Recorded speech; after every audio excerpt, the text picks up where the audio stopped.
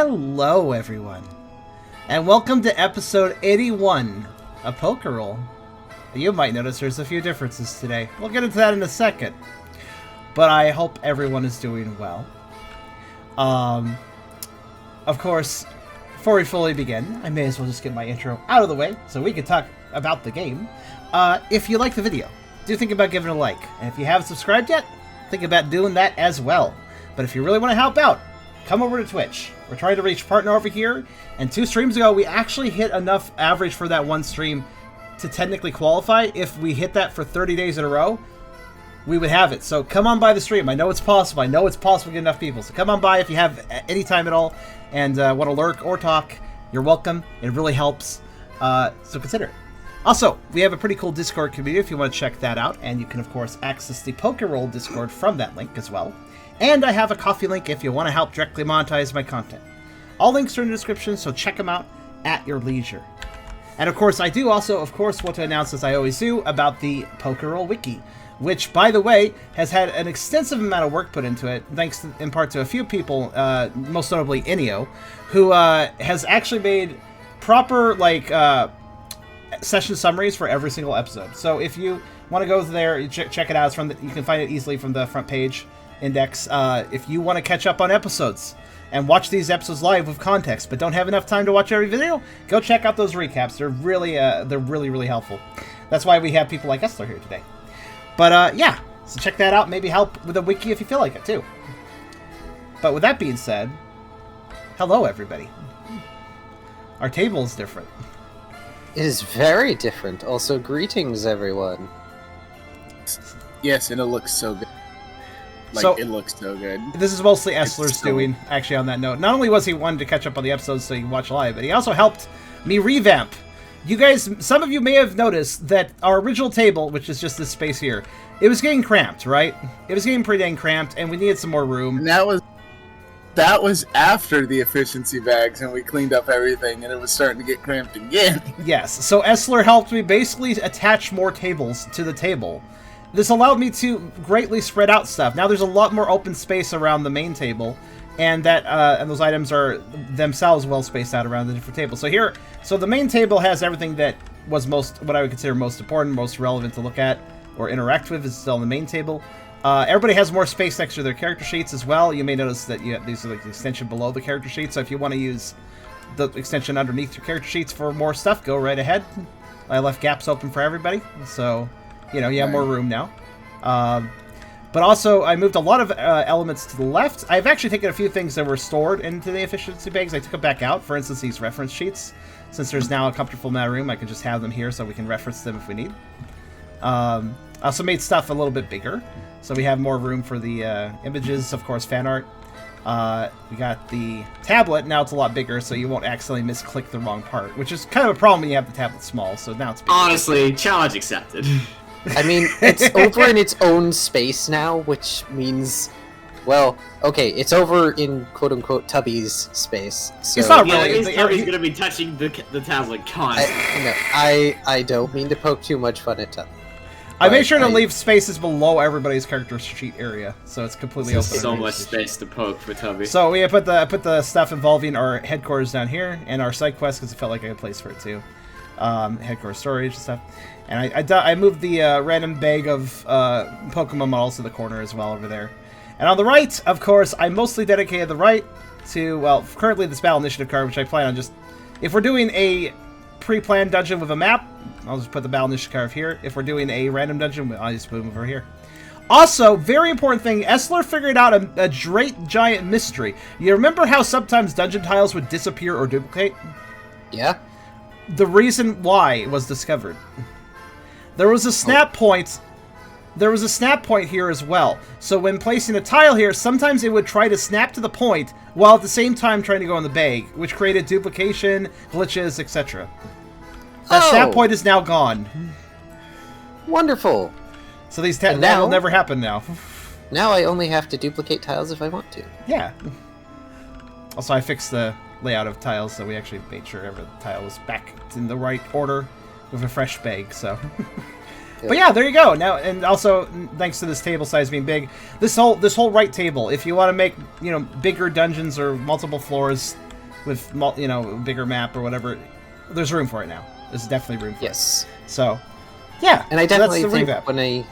when I get more experience with Dungeon Alchemist, and if it gets more stuff, especially stuff that is conducive to, say, like caves and various things, I will probably use it a bit more frequently, especially to make, say, a pre-planned like cave dungeon, or there are some later dungeons that at the very least Charm is aware of that will probably have more pre-planned setup that I can use Dungeon Alchemist for.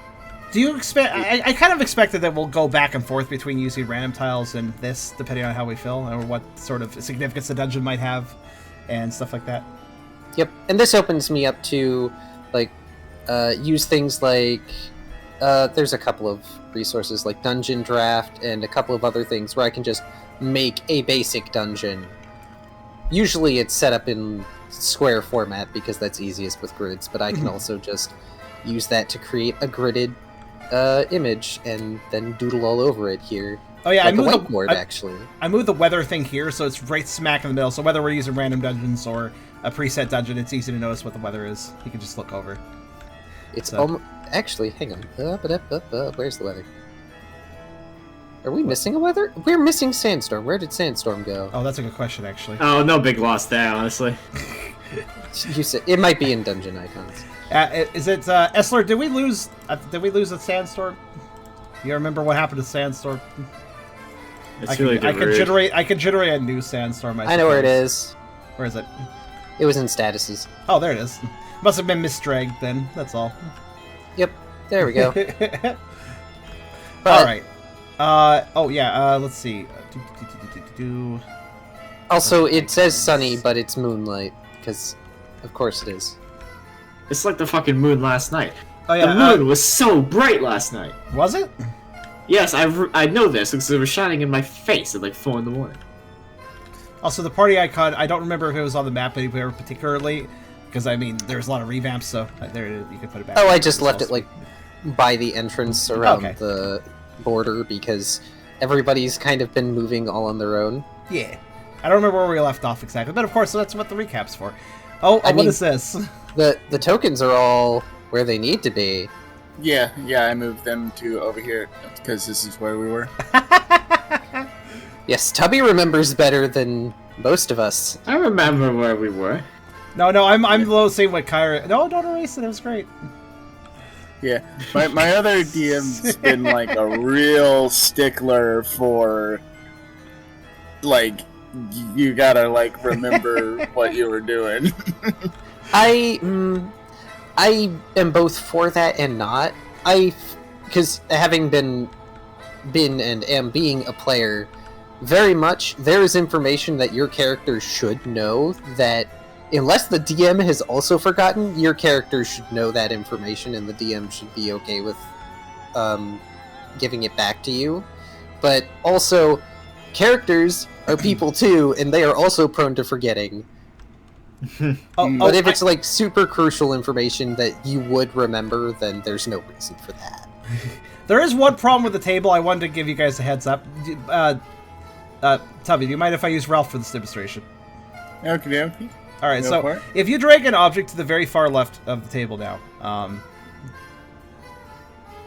you're gonna see some odd behavior.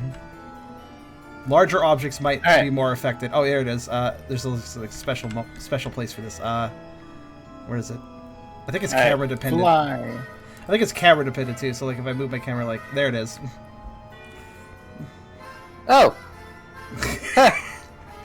If you're gonna interact no. the left side of the table, try to have more of an overhead camera angle. This is what a side camera angle can do. Oh no! That's He's doing the interesting. Mario speedrun glitch. I'm 9 parallel universes ahead of you. I know that reference. So yeah, basically by stretching out the table, it's actually kind of reaching the boundaries of the 3D space. So that's what happens when you're on the edge of the 3D space boundary. I mean, I'm fine with that. It's not a huge deal, but I figured I'd mention it. If you're experiencing trouble dragging, try to make your camera more overhead, and you won't have that issue, basically. I mean, if Riley eventually gets extreme speed, we can just drag his model over there for that. Perfect. What do you mean if? I'm gonna get extreme speed. Eventually. Not this episode, I don't think. Unless you buy it with XP, maybe. Also, I may as well disclaimer. I'm sorry, those of you that download the public board. This is an edit specifically for our game. I didn't make it part of the public board. I apologize, but maybe at some point I might consider it. But it'd be a lot of work. So not right now because I'd have to default everything again. Yeah. I know somebody's gonna ask, so I may as well. I may as well ask. Yeah, no, that's fine. It is totally fine. And as ever, people are free to grab the board and then edit it to their pleasure. Because we know it ain't perfect, but it's as close as it gets. Yeah. Yo, bonus points if you turn it upside down. Send me screenshots. I don't know. It has less space if you turn it upside down. The table legs get in the way, you know? Yeah. Anyway, I suppose I should recap. I specifically re-listened to last session just to make sure I had certain details right. Because it's like, I know you guys have certain important items, I just need to make sure I remember them correctly. Also, what is everybody freaking out about? I think people misheard something weird, but I don't know what they're talking about. Especially since this is going on YouTube, I just know I didn't hear what I thought I heard. What the hell did you hear? Apparently What? we said something bad? I don't know. What? Did we say something bad? I can't think of anything that would have been. Whatever it was, feel free to let me know in a polite manner, if you know. But, I mean, we're fine fair. here. What the heck did we say? What the fuck? What? Because I'm pretty sure that we didn't mean anything weird, because I don't know what you're talking about. I get the feeling you may have misheard us. Oh, I don't see anything else commenting on it, really. He did misheard something, but he didn't seem bothered by it, so it's probably fine. Oh, he misheard public board. Public. I don't even. I'm trying to. I'm not going to think too hard on it, but I can't process what that can be. I will. Okay. Fair. Where's your brain? What? Let's just not dwell on it. Move on. Yeah, I guess so. Okay. Yeah, I'm fine with moving on. Also, thank you, Essler, for linking that. That is the story arcs link, by the way. It's okay, fair. People misheard stuff, mishear stuff all the time. Let's move on, everyone. Yeah. But yes, that is the link to the story arc page. I'm sure you'll find your brain over the course of the session. Fair, it's fine. Anyway, that link will take you to Enio's grand project on the wiki, which I managed to scroll through a fair bit of it at some point. I think it was yesterday when I had some amount of free time and I wasn't having my attention absorbed by Orb of Creation. It is addictive, beware.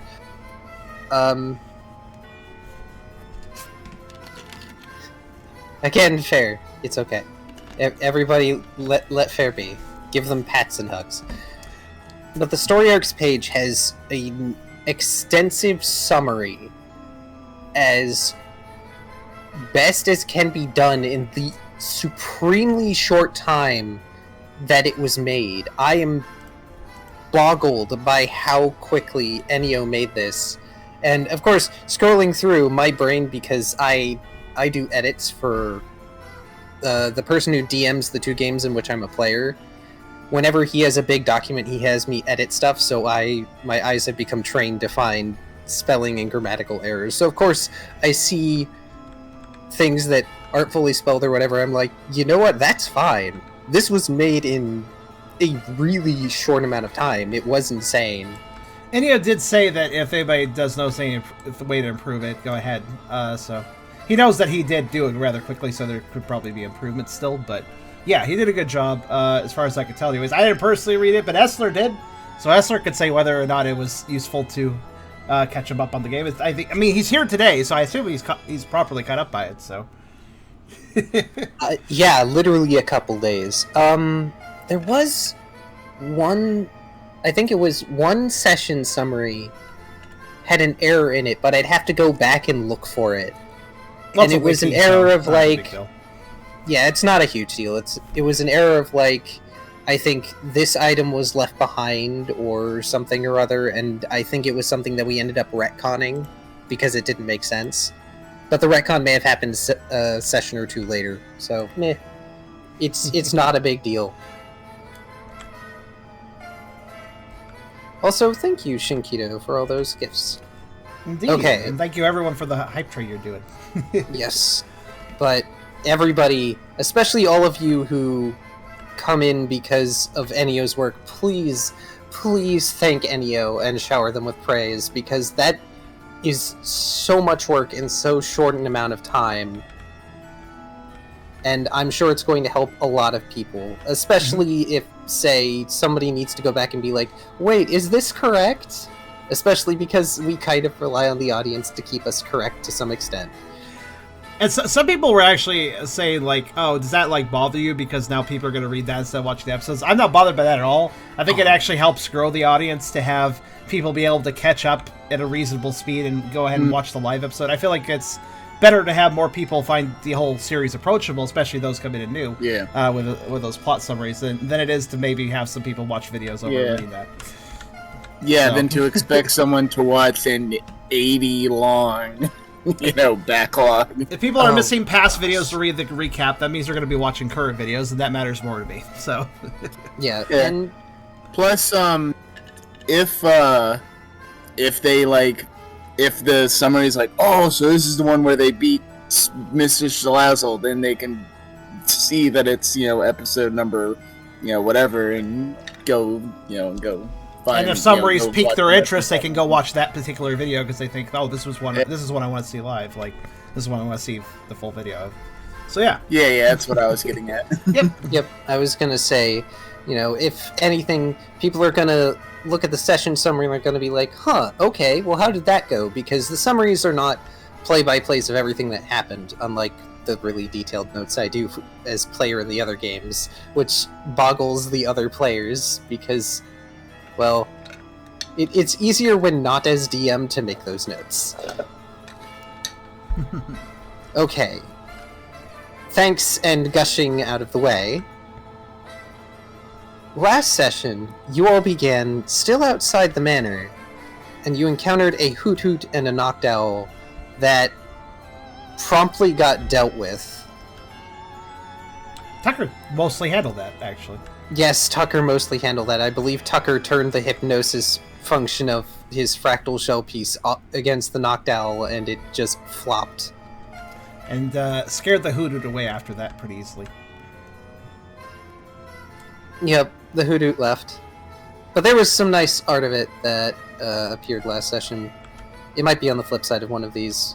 I still like the chomp art. The chomp art is really cool. It's a nice action shot. Actually, have I forgotten to share any art? Let's see. I'm going to double check that real fast.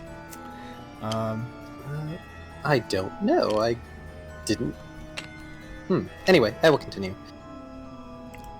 These might be old tiles or something. Oh, well, it's fine. The team did go looking for a downed tree, and they did find a space where it looked like a tree had fallen over or been taken down, and then gotten dragged.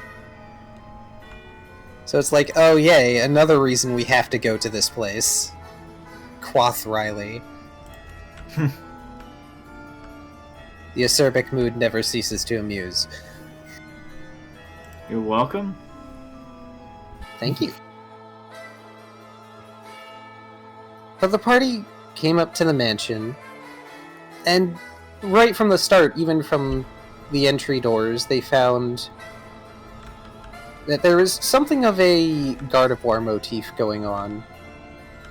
And they entered and got to see this fantastical little map that I made in less than a week's time.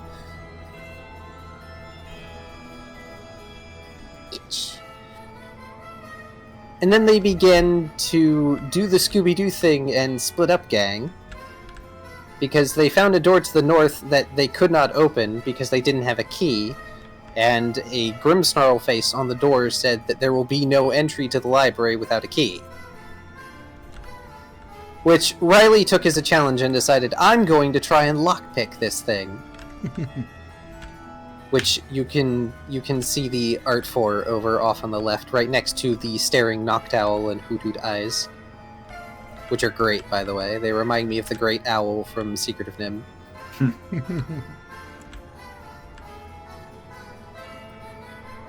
But the team split up and began to explore around, and to best summarize as much as I can, Tucker and Zeal went to the left side of the map, Ralph went to the right side of the map, and Brooke and Riley, for the beginning portion, mostly attempted to lockpick and stayed in the central foyer. Tucker and Zeal went down into the southern leftmost room and found a painting and a diary, which they couldn't really read particularly well because it was cursive human. Yes, I'm going to start calling English human because that's easier, because there's a bunch of human languages. Cursive human. I like it.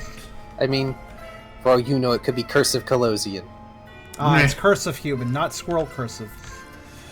Not squirrel cursive? Oh, not no. Squirrel cursive. That's even harder to read. No one can read our language. Challenge accepted. And probably failed.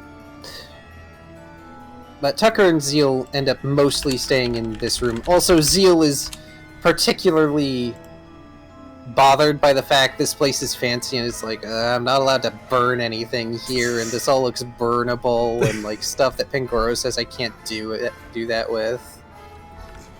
I just picture at the end of this, the match is just up in flames, and Zeal's just cheerily watching out like, that got fun at the end.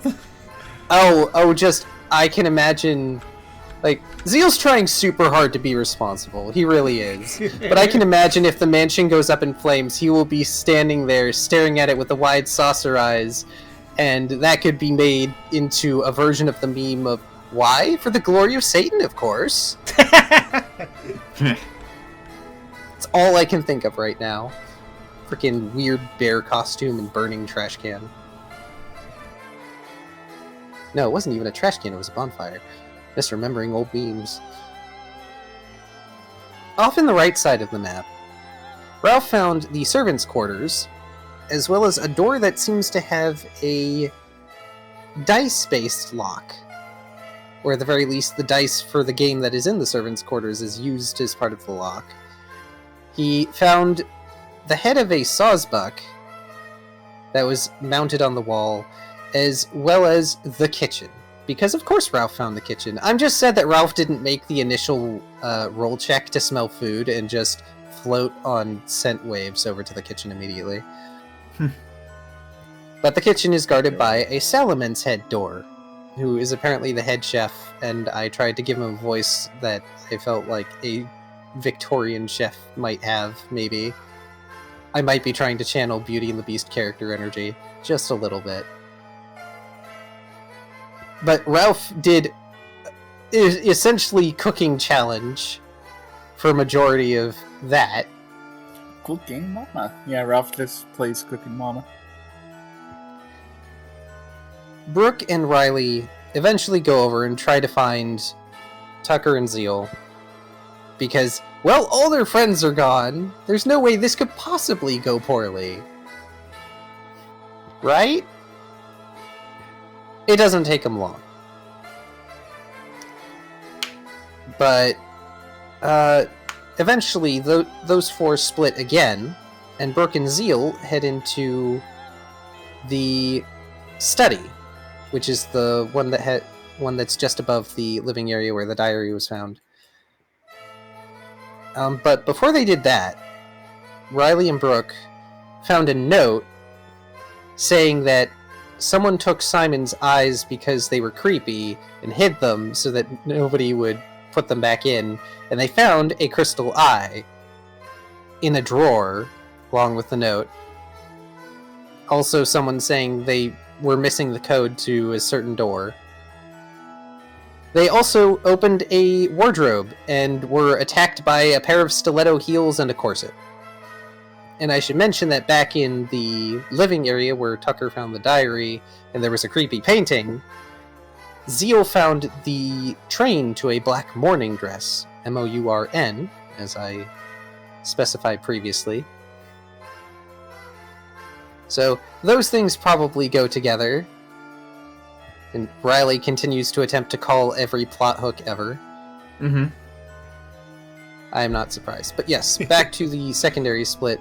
Tucker and Riley went up north to the left side garden, where a pillar was.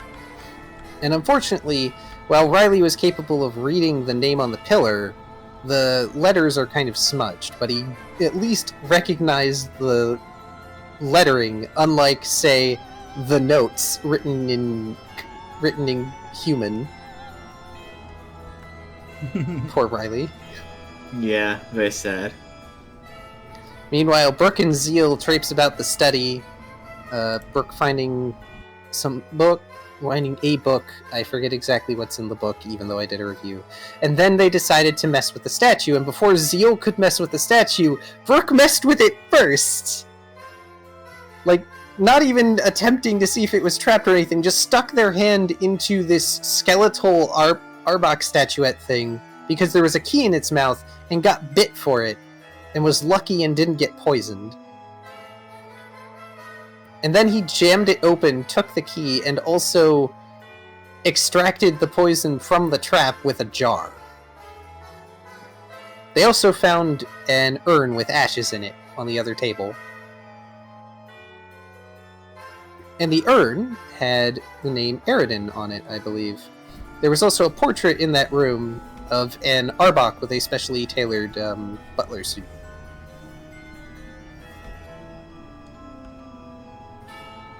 Meanwhile, Ralph has been doing more cooking things and finds out that, oh yeah, the door from the kitchen to the dining area is locked. And he asks head chef Door about it, and finds out that the guests have not arrived yet. So of course it's going to be locked. But eventually Ralph's hunger overcomes him after he retrieves a dessert pastry from the oven, and then the other thing he was baking, I forget what he was baking, I'm sorry. Oh, Garlic right. bread. Yeah, you were making garlic bread. But you ate a pull-apart dessert, Ralph, and inside one of the pull-apart pieces was another crystal eye! Yes. I should mention, previous to this, Ralph had tried using the dice by rolling snake eyes, and he spent a good time doing this, and putting them in the Sawsbuck skull head, and that didn't work. Simon appreciated the effort. But... yeah. It should be noted the door thinks I work for him. And I also told the door that my friends were the guests. Yes, there was some contemplation over whether we should call his friends the guests or the servants. But back in the upper left garden, the other thing that Tucker and Riley found on the pillar was it had a winding, almost serpentine design on it. But other than that, they weren't able to really do much up there. But at least it was nice and full of flowers. Eventually they came back in, and they meet back up with Brooke and Zeal, and Riley has a moment when he sees the Arbok statuette until the door is closed, and then he heals Brooke's bitten hand. Much to Brooke's chagrin. Yes, I even specifically asked, are you really going to use a will to heal Brooke's bitten hand? You said yes. Not, what kind of a question is that, obviously?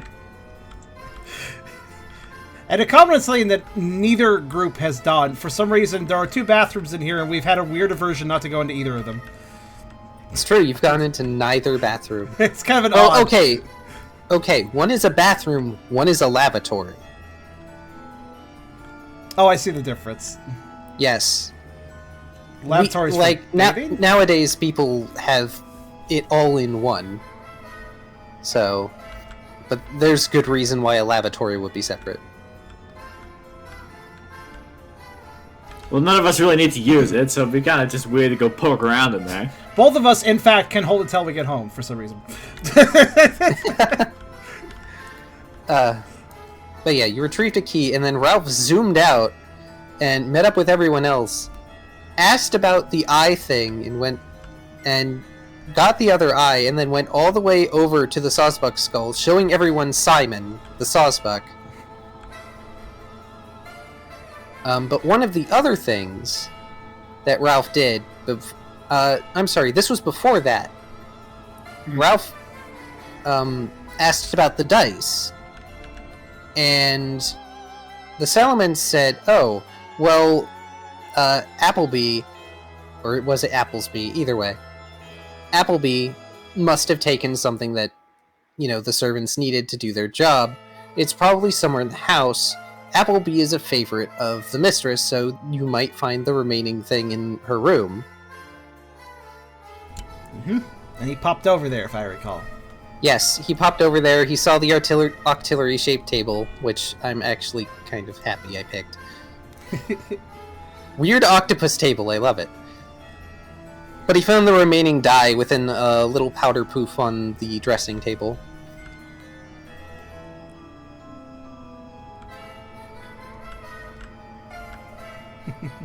And then he got the eye, and showed everyone Simon. But while everyone was hooked up, Brooke was able to read, with some difficulty, the diary, which I'm not going to repeat the entries because they were posted in the tabletop chat last session, and I really don't want to go searching for them in a video right now. There's not really much point. Basically, it heavily implies, if not outright states, that the diary is written, at least at first, by someone who used to be human and became a Pokemon. And they had been living here in this mansion, which I made sure to tell everyone is out of place. And based on the state of things, it's probably older than most other civilizations currently, civilizations as we know it, like towns and sea spray. Older than most other civilizations on the continent, not counting, the actual original inhabitants and tribes and perhaps one or two small towns on the fringes. Mm-hmm. Like the Snowrun hamlet. That's been around a while. And something happens. And the writing changes. And clearly the writer is more than a little bit deranged, and perhaps increasingly becoming so. But eventually, the crew go over to Simon's the Sawsbuck's head and puts in his eyes. Simon is the groundskeeper, and one of several who are actually named in the diary, including an Apom named Appleby, Eragon, the head butler, and a couple of other servants who are miscellaneous other Pokemon. There's also the Grimmsnarl, who I don't know that I named them. Chat, feel free to correct me on that. But they're the librarian and a No, I didn't name them or the Salamence, and the Salamence head chef. Though there is no explanation as for why the heckin' mansion is out here, but it's also implied by the diary that the muted glade is a result of the Gardevoir and human-turned Pokemon planting trees, and it just went from there.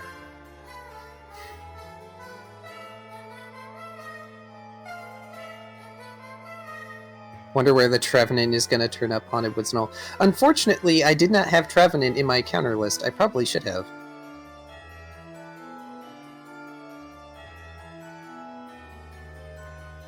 The last thing y'all did was, since you unlocked the door to the right side garden grounds by helping out Simon getting his eyes back, you went outside and you found the fallen tree!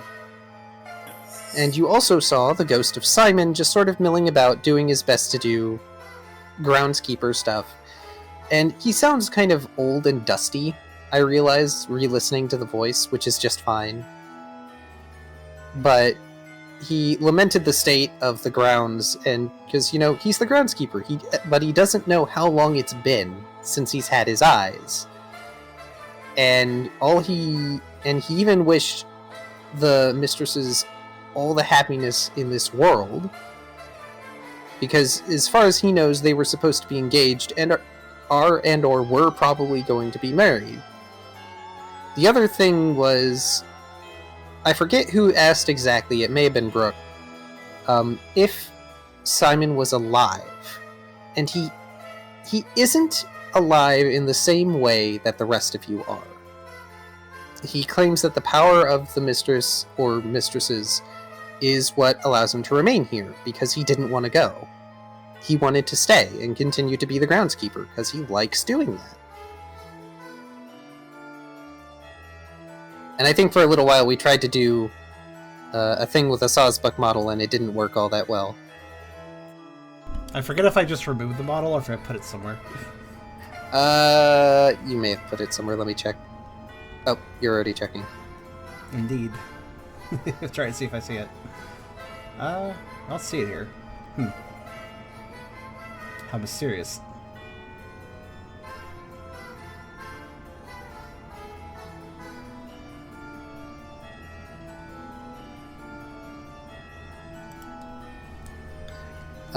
I think we may have just removed it, unfortunately. Because the placeholder was a winter Sawsbuck, I believe, because because this guy doesn't have anything on his horns. He's dead. Also, I'm sorry, YouTube, for the super lengthy intro. It's okay. Important intro stuff. Very important. I believe I also recall describing the little building that you guys are near as one where one might keep a pet or, like, some chickens and things like that. Is a relatively small, if nicely built, little thing. Yeah, that was like a chicken coop, right? More or less? More or less. Or, like, where one might keep a pet dog. Not that you've seen any evidence of any potential pet dog. Or even chickens. Which, in this case, would be Torchic? I don't see why they would keep Torchic around. Torchic, or maybe the one that's like a buzzard. Oh no, Vullaby and Rufflet? No. Well, maybe. I feel like you would want to, for Torchic, I believe I've mentioned this before, you'd want to raise it up to a combustion and eat it then. You wouldn't want to let it go all the way to Blaziken. Well, yeah, because then the leg meat gets all tough and sinewy. Yeah. Yeah, but a combustion's a nice, plump... Drumsticks. Yeah. Drumsticks for days, yeah. Spicy drumsticks. As I make every bird and or combustion person out there uncomfortable. Why is it so I'm trying to pull up in Sawsbuck. I turned it to winter and now I'm just loading for some reason.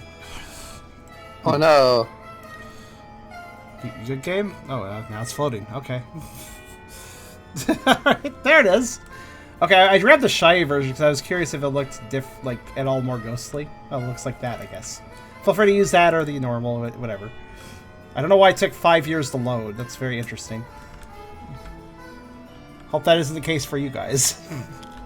Oh, shoot. I need to do top down. Like I said.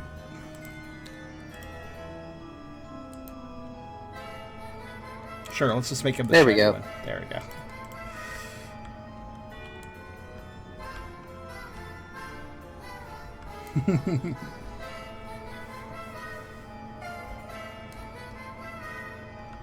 In any case, to review the items you have collected a couple notes, including one from the mistress in her room, by the way, that Ralph picked up. I forgot to mention that. Hey, Brooke, your tiles are weird. Check it out. Oh, no! Just let you know so you can fix it. That seems to have been written by the mistress some time ago. I believe the code on it. Down. Oh, you did? Yes. That's right, you did. I'm glad you did. Special. Speaking of items, so yeah, he wrote down that the. Wait, what did you write down, Ralph? The password to the door, Oh. which is 6142. Yep, 614-2. It was specifically split up like that, but yeah, it is 6114. Also, I believe a few clothing items were found for this. What was it? Effectively Yes. a wedding gown, and I believe Tucker gave his piece to Brooke, or was it a morning gown? It was a morning gown, right? Yes, a morning gown. It is a black corset with small black gems in it, onyx most likely, the train, and also some stiletto heels. And I believe Brooke is currently possessing all those items, so if I recall. I don't see Brooke wearing a dress, I'm sorry. Possessing, but not necessarily wearing. I mean, that would be interesting, but also somehow I don't feel like... Like, feel free to prove me wrong, but, like, I don't feel like Brooke would normally wear a dress. Is that a challenge to the artists watching?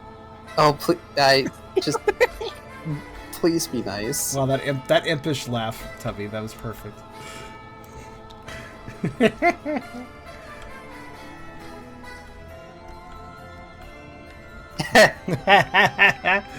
Hey, look, you don't have to be a girl to enjoy dresses.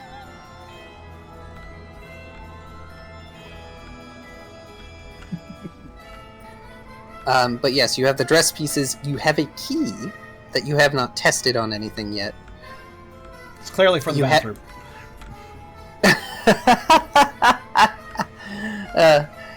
None of you tried the bathrooms, by the way. You don't even know if they're locked. It's not polite just to barge in the bathroom. That's true. You also have the 4 dice necessary to open the door that's in the servants' quarters. Yeah. We have the what? Oh yeah, we have the. Wait, you got the last die? Where did you get that? He got it in the master bedroom. Oh right. Yep.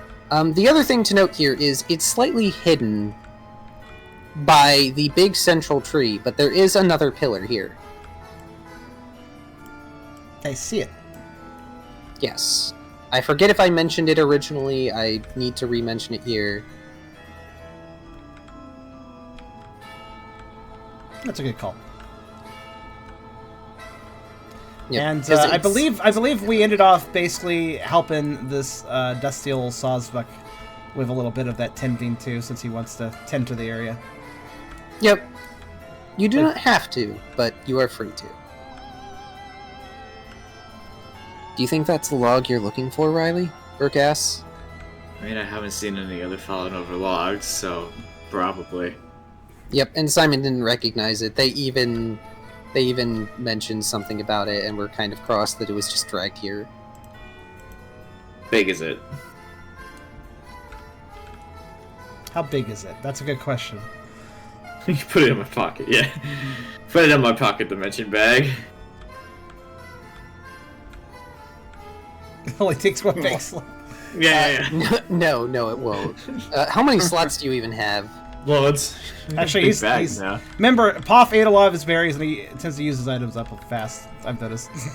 I mean, I got Stom 15 and here. I've got 5 items and 2 Pokemon in here. Like, Poff and this whatever is that we big named the enough- Lotad is taking up room, but Well, yeah, he has the Lotad. I forget what name we gave the Lotad and Poff. was he named yet? Laddie. The Lotad was Laddie. Why don't you Laddie okay, yeah, rename that. give him a right click Laddie and the name him? Lotad. Give him a right click and name him then. Yeah, name your Lotad, sir. I don't know how to do that. Also, yeah, no, this thing is too big for you to be carrying in a bag. How's it spelled? Like this? Laddy. Laddie. Laddie! Laddie. Oh, Florence is gonna love that Why are name. you dancing? Why not? See, look. Right? What? He's grooving. Who's grooving? Grooving. He's just vibes. He's great. Wait, who's vibing? Lotad. Well, Ted? Yeah, he's No. jazzing. Oh yeah, he is kind of jazz. Look at him. Look at him go. What the? How did you... How? What did he do? He got your token on its side and it was vibrating in circles. Why are you touching me? I fixed you. Remember, kids, if somebody touch you in a way you don't like, that's no good. Oh no! He's dead. Are you okay, Tubby?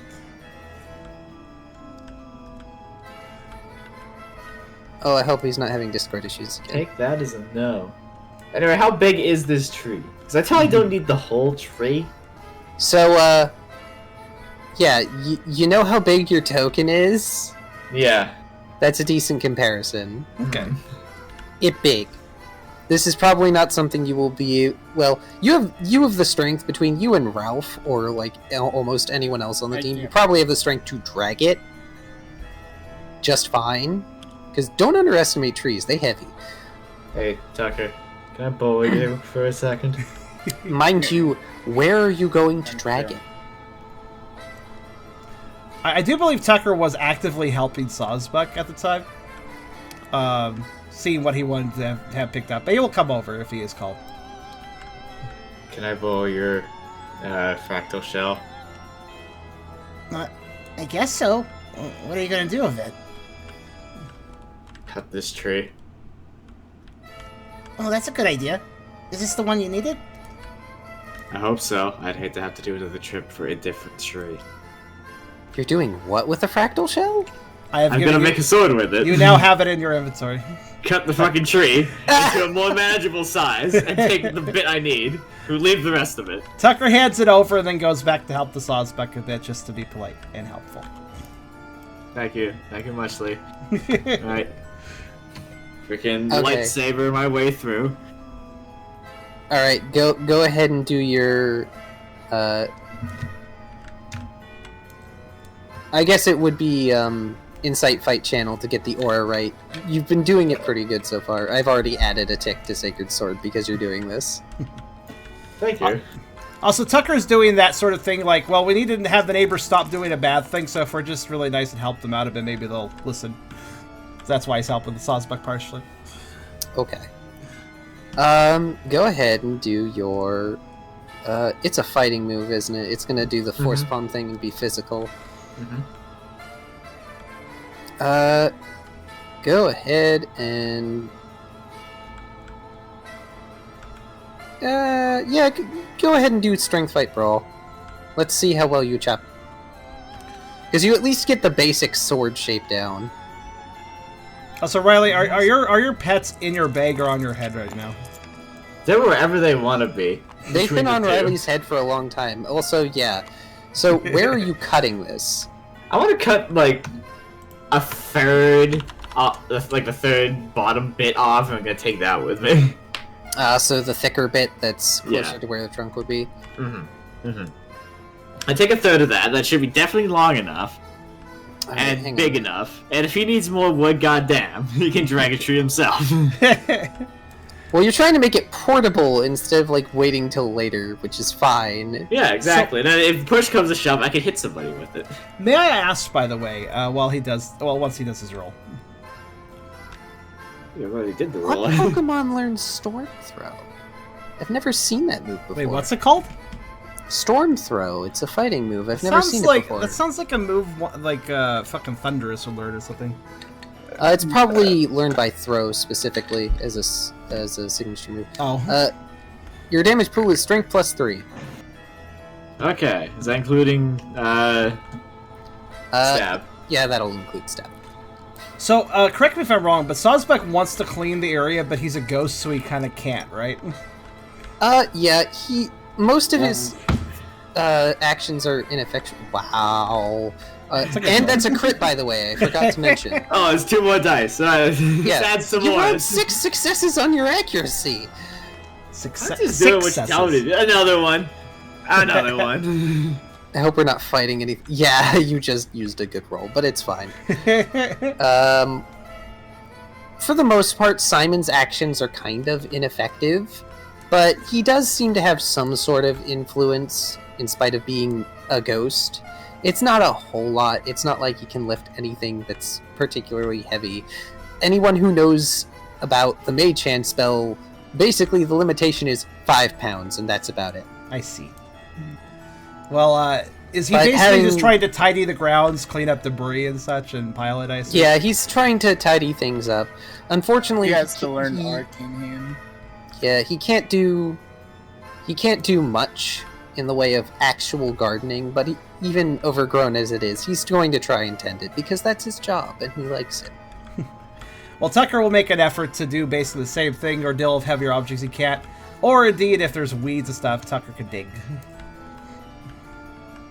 Meanwhile, though, Tucker will also just kind of explore the grounds while he's doing this and see if there's anything else of interest. Any sort of, like, actually useful herbs or anything that's, again, kind of like he did the check over in the left garden area, but this is a larger expanse, so there might be something of value here. Unfortunately, actually, no. Hang on. I could do rolls if you on. want, by the way.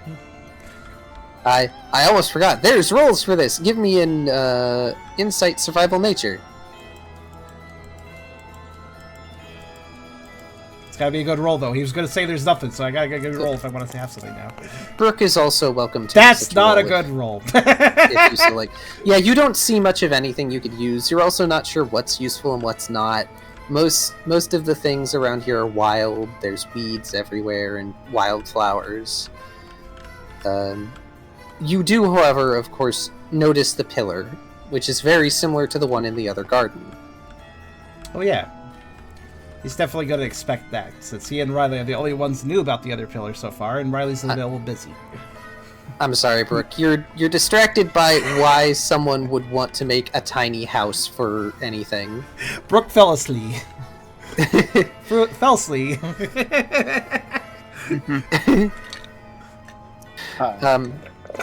This pillar is different from the one on the other side. This pillar seems to be segregated into 4 vertical sections that have a very basic depiction. It's very worn and light now, but it has a very basic depiction of the 4 seasons, and at the base of the pillar is a name. Simon. It's his pillar. I think Tucker will actually approach Simon about this and be like, what's up with the pillars in the garden areas? This one over here has your name on it. Oh, that. This one must have been put in sometime after my eyes were taken out. I guess they couldn't find them, so they thought I was gone.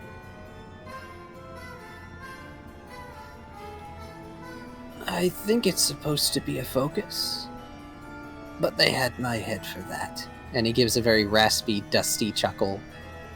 Also, I remember describing Simon as looking very much like the spirit of the forest from Princess Mononoke with the really nice beard going. I just remembered that detail. But it looks like it's missing a piece. Something personal.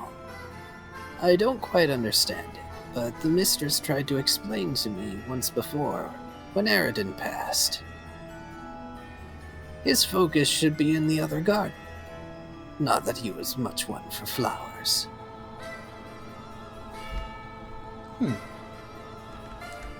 Strange. You would think that the personal effects would be kept here. Ah well. My skull is still around, and you freed me. Tucker nods, taking this in. It's clear he doesn't quite understand what a focus is. But... You say something is missing off of yours. Would you like me to try to find it?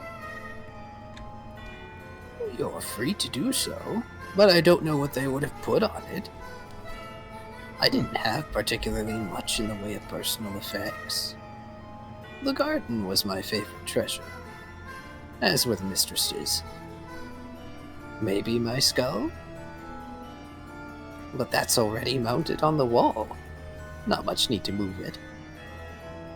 If a ghost could shrug, he would. Tucker puts a paw to his chin for a second. Well, I'll try to think if I can complete it in some way. Do as you will, young pup. I appreciate the help. Hopefully I can have everything tidied up in time for dinner. It would be a shame if I couldn't be there.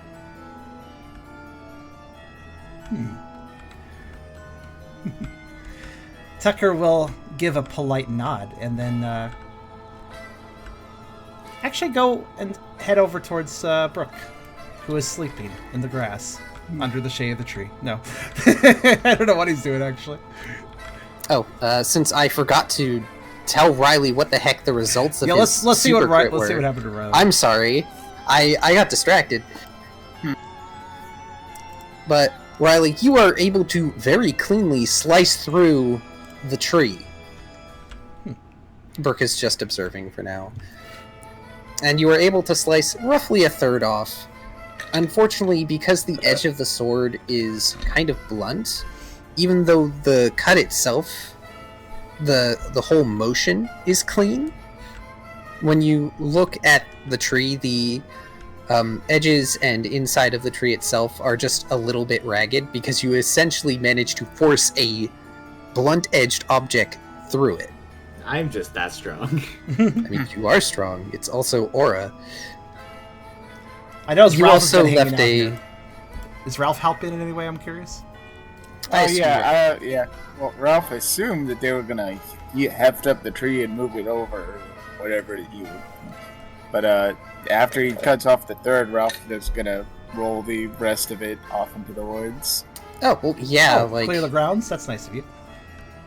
Yeah, Ralph lifting that up probably made it even easier for Riley to cut through it, since it's not flat on the ground. But also, Riley, you end up leaving a small gash in the dirt. Not that Simon seems to notice. Yeah, well, I'll just kick that over, fill it up. Just slide some dirt and fill it in. Yeah. Yeah, you have a third. By the way, that takes up 9 slots. If you Nine? stuff it in your bag. Yes. Ah, shit. It's that bulky! If you try to stuff it in your bag... Well, you know what? As long as Puff and the Lotat aren't in my bag, I've still got space. All right, what's it called? Just tree branch, I guess. Entire tree. Okay. Tree base. Or tree chunk, I guess. Either Tree way. chunk. That seems most logical. And it's 9 slots, you said? Yes. I've got space. Okay. All right, cool. 1 second. I gotta do one more thing. I'm Laddie, being stay merciful outside. and letting it fit. There you go. This is so big. It's literally sticking out of your bag right now. It is a bulky thing. I will give a raspberry to both Puff and Laddie to save space. Are you sure? I gotta feed him. Well, why don't you give the snowberry to Poff, since that's extra? It's worth double rations. Okay, I'll give the snowberry to Puff and a raspberry to Laddie then. That way you have an anti-burn berry in case something uses will-o-wisp. Quick question: as I need to write I need to write this name down. The other pillar had the name of who again? You couldn't read the name of the other But pillar. the when you Sawsbuck went said to a it. name. Yes, the Sawsbuck said it was Eridens. And Aradence. Yes. That's such a hard name for me. Sorry, I just had to remember. Araden. D-E-N? Eridens as in possessive. Aradens. Oh yeah. Okay. Okay. Well, yeah. All right then. Thank you. I wonder if you think Eridan was an Eragon. Are you aware? I don't think you know the name yet. Shush. You can't make puns off yet. I'm like right over here. No, like Oh wait. Ralph knows the name. Ralph was present for the diary reading. Oh! Eridan, yeah, and Ralph found the note that had Eridan's name in it, and Brooke saw in the study the upper half of the skeletal statue is modeled after an Arbok. There was a portrait of an Arbok with head butler's suit and an urn full of ashes that had the name Eragon on it. Well, never mind. He's educated after all. That's it. Oh, that's it. I don't know about the Urn of Ashes, but up at the Urn of Ashes goes on his pillar. I assume Summon are him. we recongregating and having a conversation? I feel like that's what's happening now.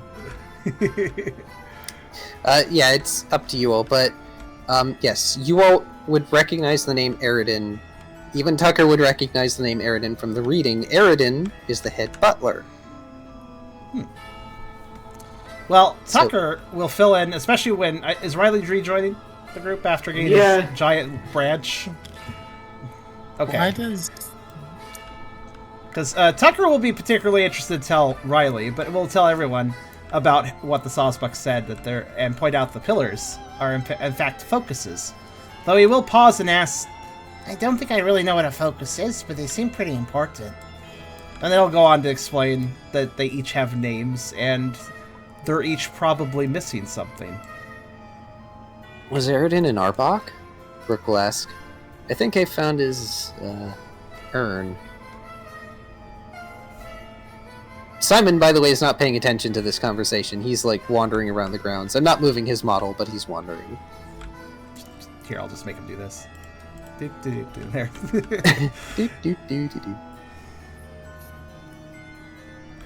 I'm imagining, like, the RuneScape NPC pathing. Tucker does a little shrug and it's okay. Tucker does a little shrug and mentions, I know we're here to stop somebody from singing, but it seems right to be as polite as possible and help them with their problems. I mean, even if they are just, spooky ghosts. Plus, maybe they'll stop singing if we help them.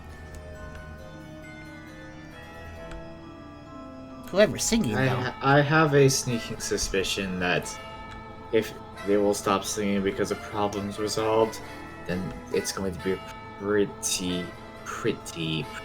serious problem. We seem to attract those. Yeah. Tucker does a snarky smile and one more shrug. You can at least hope for the best. I'm not in a hurry, Brooke shrugs. Wouldn't hurt to look around. Also, minor reminder, the seamstress is sort of working on something for Riley at the moment, so I mean, the longer you take, the more likely it'll be done by the time you return. Yes. I mean, the spot is not where we live. That's true. But who knows, she might be inclined to make stuff for all of you.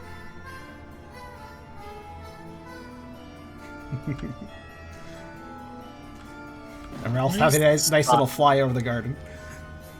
There's a spot that made my piece fly like 100 feet into the sky. Did you miss what I told you about the edges of the table? Oh, I'm sure it's fine.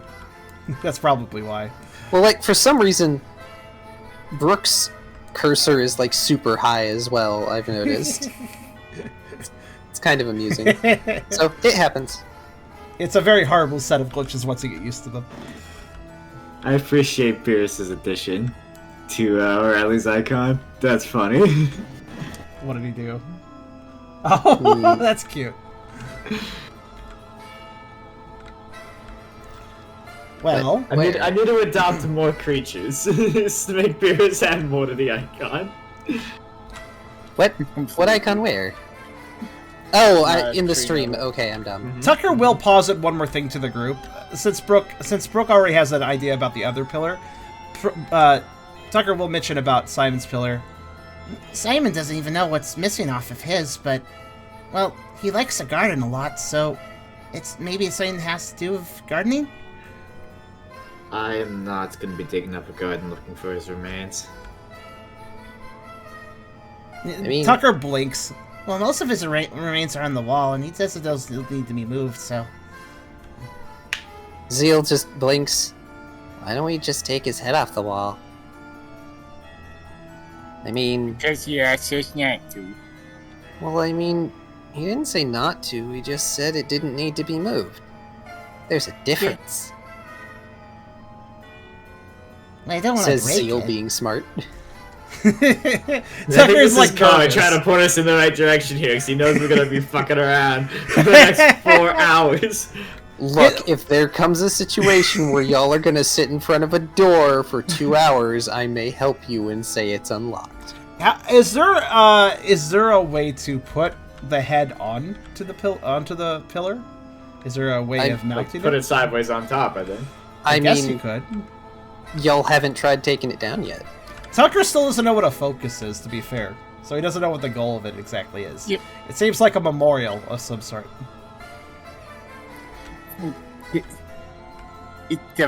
The skull will last longer inside than outside in the element.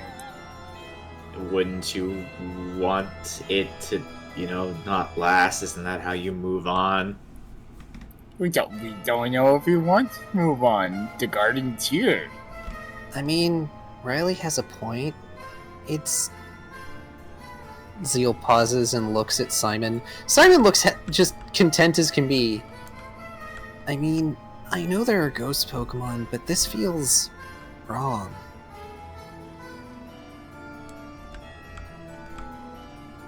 Tucker does nod. I mean, consider it this way. He's content for now, but how long is it going to be before he's no longer capable of maintaining things to the degree he wants to in this form? Then how do you think he's going to feel? With how much I had to pick up, it's clear he can barely maintain things around here anyways.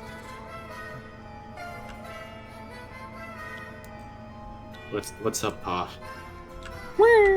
Just Poff making noises. I forget the noises I had the Lotad make. They're also kind of like that, honestly. A little quackier, maybe? I don't remember. Yeah, it is. Is Oh shoot. That's not what I meant. also somehow Lotad has learned to just walk on vertical surfaces from Poff and is walking slowly down Riley in order to, like, look around. Don't wander too far there, laddie. Take that as an information or something. Oh, laddie. You should Tuck- have a Scottish accent. Tucker will express. Well, Make that a squeak. well, if I was dead, I don't think I'd want my head stuck on a wall. So maybe we should take it down. Besides, it's probably better if it's out here where people aren't plucking the eyes out and stashing them in drawers. Yeah, that wasn't very nice. Alright, I'm gonna go get the head. Alright, I'm gonna open the door for him. So I gotta Thanks. keep up the ruse. Tucker will not help because this is kind of something that requires proper hands. Gonna just... What's the proper method of grabbing these sorts of things? I never really know. I mean, We it, have this? it is tall enough that you would need to jump for it.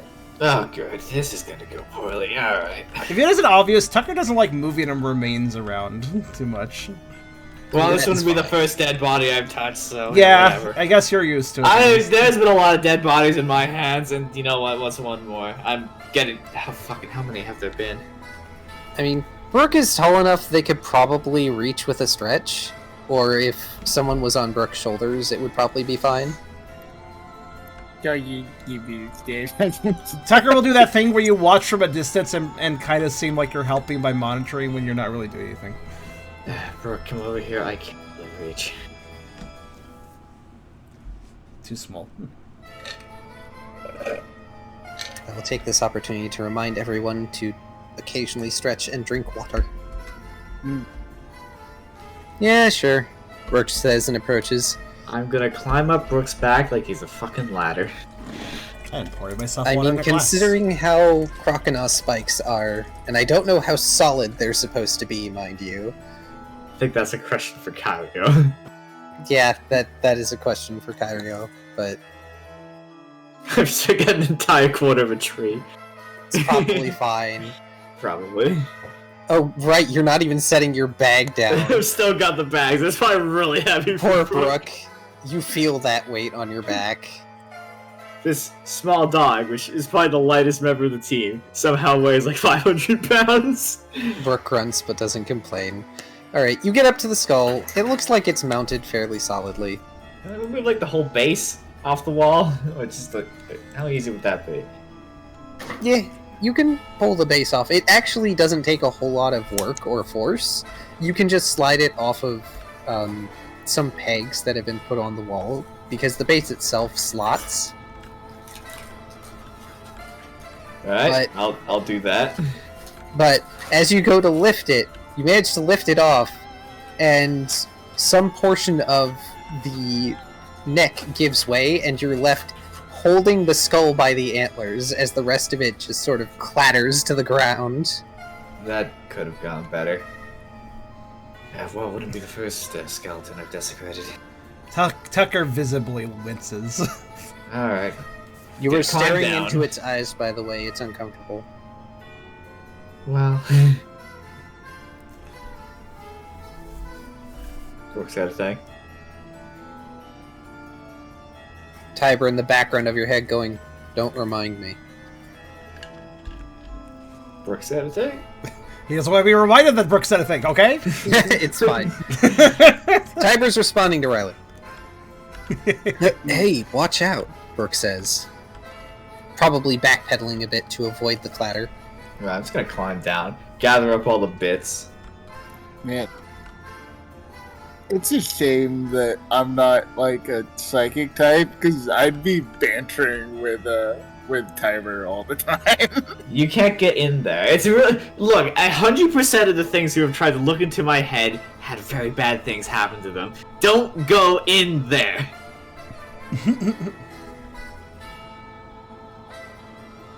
Again, Tubby, remind me, I need to talk to you about evolution. Yes. I kept like being at work, being like, oh, when I get home, I better talk about it. I know the Getting feeling, home and but also part not- of the reason I keep putting it off is because that's like a few sessions away. It's gonna be like 10 sessions. And I'm gonna take all these bits and the skull over to this pedestal thing. Tucker will come You're gonna over go to the pillar? Yeah. Or the chicken coop, that works too. I understand it's a little awkward to work with, but the top end view goes. Actually, I imagine Tucker would be like one of the few that would actually fit in that. He'd probably poke in to see if there's anything inside. Full of bees! No. Please, no more bees. It's like a Please, Don't not Like here. Stockhouse. If I ever die, don't let Riley know where my skull ends up, Brooke whispers to Ralph. Ralph give it thumbs up. Is this? Oh god! Don't let Riley hear you say that. He's not. He won't feel good. He'll feel bad. Give me a second, my mate came home and he had Burger King, so I'm nibbling fries. This is fair.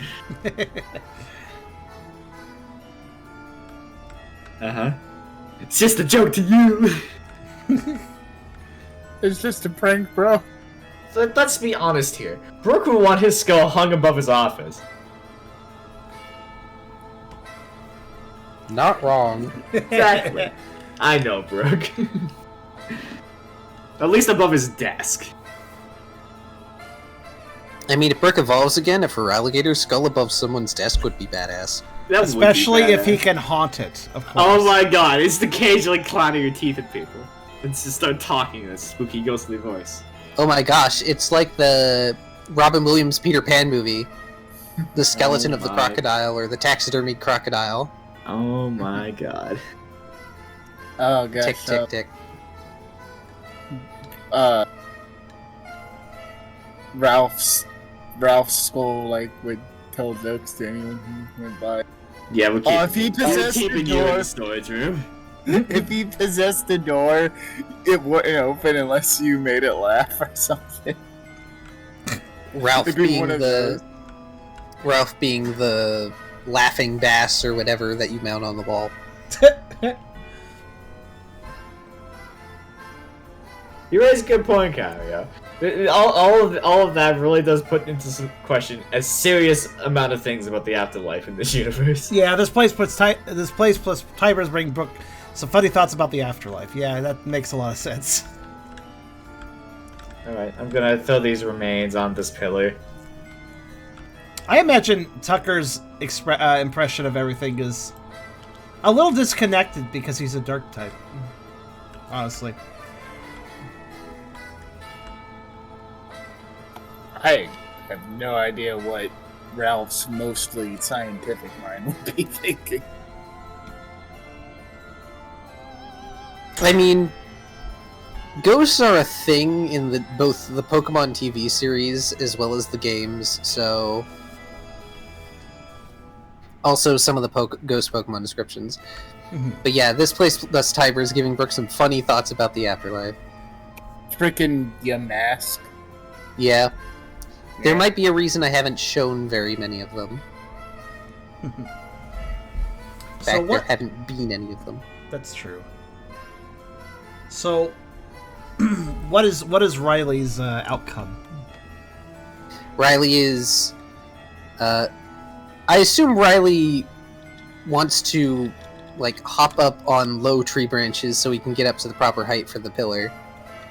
Sure, How tall if is I it? can do that. I mean, the tree is almost growing over the pillar. It's the easiest path. Yeah, alright, fair enough. Yeah, I'll do It's a that. proper pillar then. Okay, give me a dexterity, survival, athletic.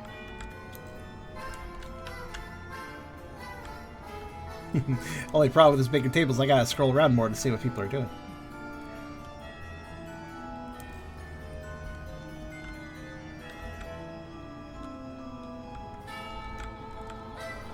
Can't wait for Simon to just disappear. Oh, you're waiting for the model to just suddenly blip out of existence? But your dex, survival, athletic is a total of 8. Yeah, we haven't said a roll yet, Beer. If you've been done doing one. Oh, sorry, I missed the actual call. Yeah. What am I rolling? Dex, survival, athletic. Ah, I was wondering why you weren't rolling. You're usually really fast about that.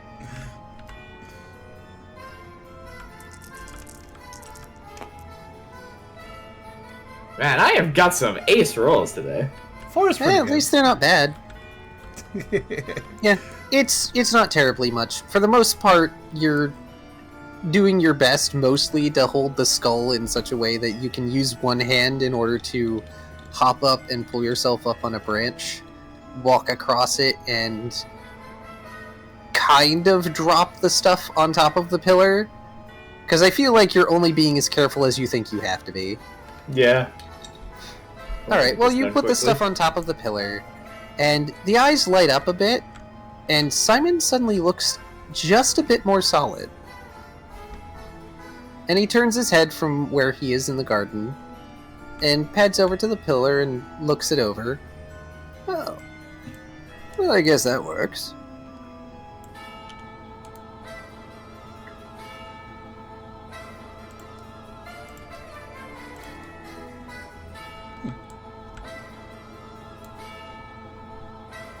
Gonna climb back down what he looks. You didn't have to do that, you know. You're welcome. Well, thank you. Still, it's highly inappropriate of the staff to ask guests for things, so I must apologize. Well, you didn't ask. So, what's the problem? Well, you have me there. Still, this should make my job just a little easier. Tucker is a little curious and gives the Sawsbuck a sniff, seeing if they basically smell more alive or something. Nope. You don't smell anything from them. Also, you said you were going to check out the small building? Yes. Now that, we- oh my goodness, I disappeared my tile. There we go. now that situation has been resolved, he's still kind of curious, but yeah, while going back over the group, he was going to poke in, since that's the one place he hasn't looked, and he was exploring before. So what's in there? By the way, Ralph, the act of activating the pillar has caused the star metal piece that you possess to hum slightly. It does that little vibrating thing it does. Ooh. Does it look like there's a key slot over here? Nope. It's in the tree. No. But Brooke, of Alright. all Pokemon, is going to get a feeling. And I would like Brooke to make an... Brooke of all Pokemon, he never fills things. Well, Brooke is not usually one who gets the extra sensory stuff. Is it a feeling about tonight and it being a good time? You stop that right now, sir. Okay. I get enough of that on my works radio. Give me an insight. Insight, logic, will. If you wouldn't mind.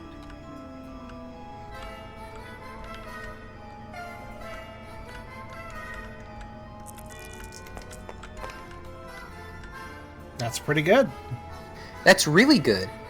Brooke, you get a feeling off the pillar that is very similar to a feeling you get whenever you use your abilities that are tied to augmentation. That pillar is being used to strengthen something, most likely Simon's connection to the living world.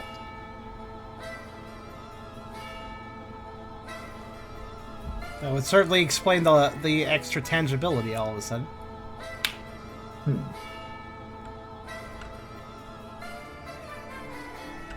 Also, I apologize if I need to nibble things in a relatively short while. My mate went out to get me food. It's okay. Was it ramen? He's just making No. you fat. It's fine. Well, he brought McDonald's, but it was his. He gave me his fries. Or, sorry, Burger King, and it was his. He's getting me McDonald's, I'm getting spicy nuggets. Brooke tilts his head a little bit. He'll walk over and touch the pillar. Huh.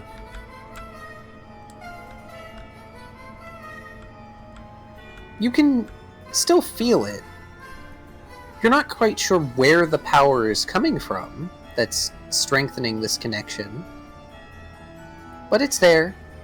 It's not super strong either. It's not like the statue in Mount Shiver, which, you know, when Riley looked at it, it was glowing. It's just a thing. Mm-hmm. Unfortunately, unlike the statue, this is kind of opaque, so if Riley tries to look at it with Aura Sight, he's not going to see very much. Say, Simon, Brooke says, is this something your mistress would have set up? Oh, yes. The young pup asked me earlier, but this is a focus. This seems to have been erected after my eyes were hidden away. I'm not sure why Appleby kept doing that. In any case, Eragon's is in the other garden. Though I'm not sure what state theirs is in. It's a shame that I've been out so long, or I would have better maintained them.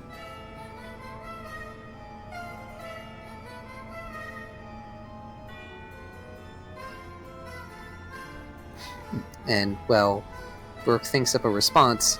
Tucker, inside this little, like, doghouse slash henhouse, you find Laddie, Oh. who is just set up shop, having settled themselves down in what looks to be an old nest of some sort for a relatively small Pokemon. And they go, meh. Oh, hi, laddie. I guess that's where you wandered off to.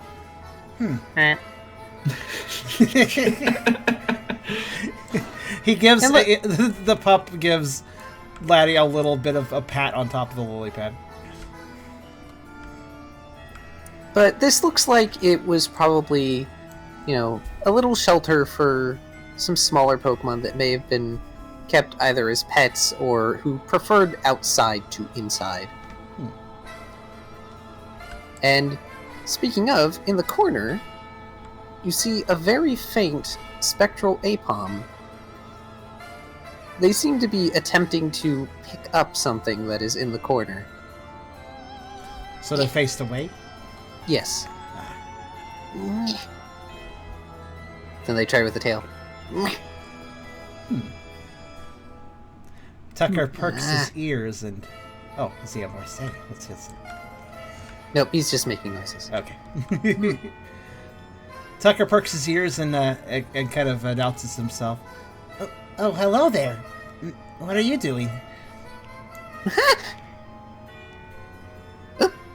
Oh no, I got caught.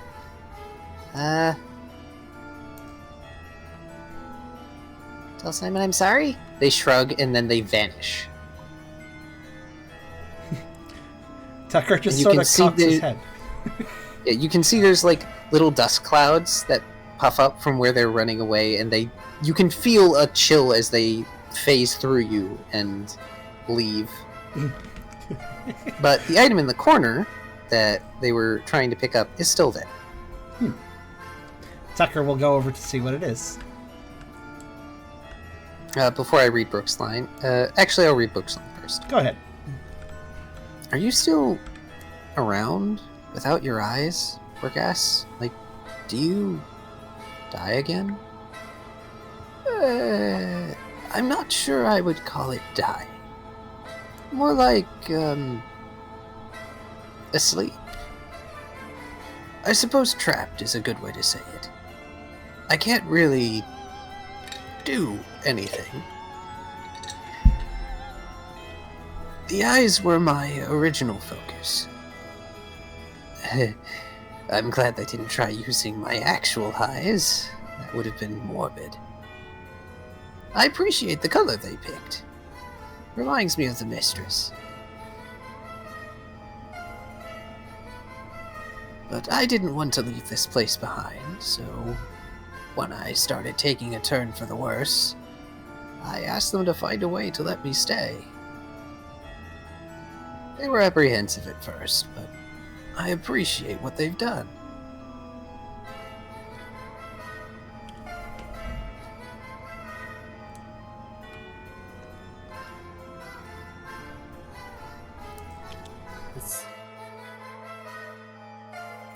As for Tucker, yes, Ralph. No, there's an invisible mountain right there. What? Oh, I still is haven't quite got the angle right to like move stuff. Oh, just turn your It's- camera completely overhead so you see the grid from directly above, like the perfect squares. Then you can move things yeah. around harmlessly. So Yeah. basically, I just right-click and I just drag my mouse all the way down until I'm vertically, just bird's eye yeah, looking at the table, and then everything moves Yeah. fine. The more of an angle you have, the more things will mess up. Yeah. So the item here is a lever, or a crank of some sort, I would say. It appears to be made of wood. It's actually a fairly well-maintained and polished thing. It has a bit of dust, so it was probably hidden here by Appleby at some point.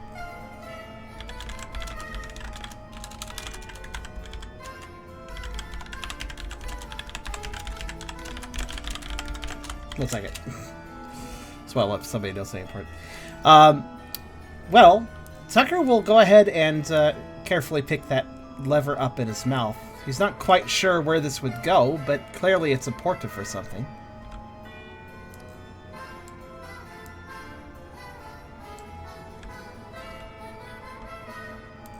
He'll probably go back out to show the rest of the group what he found. Poor Zeal sitting where he's sitting, trying not to burn anything on accident, even though he's really good about it, but he's still kind of like, I was wondering what he was up to. Yeah, he's got this face going like he's uncomfortable because he has to be super careful, and he's trying really hard to do the responsible thing now. Yep. Tucker notices as he walks past and talking around the lever kind of goes, "Are you doing okay there?" Huh? Yeah, I'm fine. Don't worry about me. Just, trying not to set anything on fire. Not like I had problems with that before, but, it's really fancy, and Pangoro would probably be mad if he found out. And then I'd have to do daycare duty again. Tucker thinks for a second and, putting the lever down for a second, suggests, "Maybe later we could find something that's just fun to light up or something that's harmless. That'll get your energy out, I think." I'm fine. I'm sure we'll get a chance to run out of this place, and something will attack us, and we'll have to run away, and then I will zoom! And he perks up, and the fire of his mane flares for a little bit, which briefly draws Simon's attention before Simon goes back to talking between Brooke and Riley. Tucker does a little chuckle. Speaking of, I'm glad you were able to come back then, Brooke says solemnly. Maybe if I remembered more about him. He mumbles. Care to elaborate on that one there, Ralph Brooke? I am standing right next to you. I can hear you mumbling. Your head is like right next to my ears.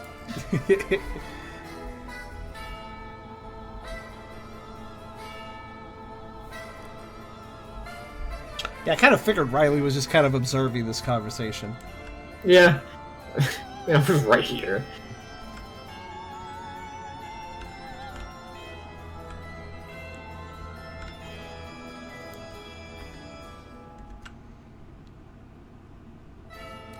And while we wait on a bit of... While I response steal all of Brooke's secrets. there.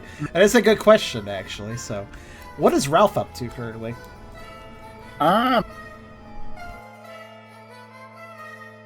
See, well, we restored him. I've been listening, but I don't, not sure. I don't have any, well, I have one shenanigan in mind, but I don't have any immediate shenanigans in mind.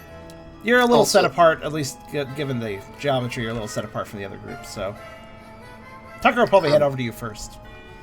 Yep. I forgot to mention, by the way, Ralph found a use for his jars of salt that he's been keeping since Mount Shiver when he was doing his cooking shenanigans. That's true. I used Because, a pinch of... Yes. Because he was helping make the soup, and the soup was a little bland. Yes, I have been employed. You are employed, good sir. Tucker I mean, how probably can you not be? smelled You're when he was fancy. cooking, too. He ended up making, I remember it was a white cream soup, and you and Eragon were very enamored with the idea of trying to make one of those at Yes, some point. in real life, like, that'd be nice. I mean, white cream soups are delicious. They are. Not clam chowder, but, you know, other stuff. I like clam chowder, too, but that's a separate thing. Yeah, I bet my boss knows where that lever goes to. Yeah, Tucker will actually just return it to his mouth and kind of effectively handing it over to Ralph via that. He'll give it to Ralph first, because, well, he's a guy with hands, and he might know how to use it. Yes. I'll see if my boss knows how to use it. Okay. Alright. Okay, so Ralph is heading over to the door. That's fine. See, this is why the tokens are super useful. Yes. Yeah. Tucker's just gonna chill with Zill as the others converse. Yep. Also, oh my gosh, it's so much easier to keep a consistent appearance for a dungeon when it's a set layout. Yeah. Less description necessary. Mr. Door. Actually, hold on, Ralph.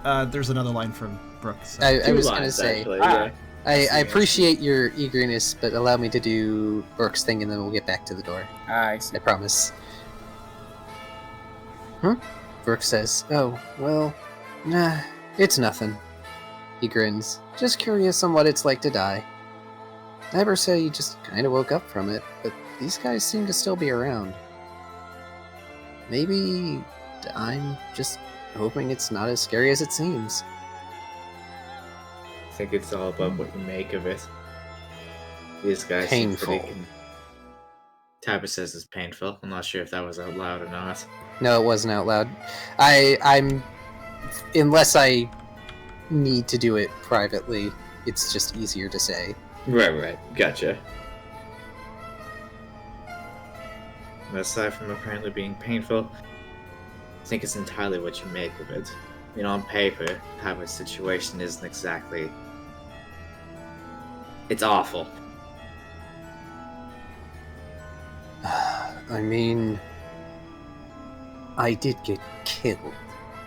There's a bit of a difference to just dying and being killed. He says somewhat begrudgingly.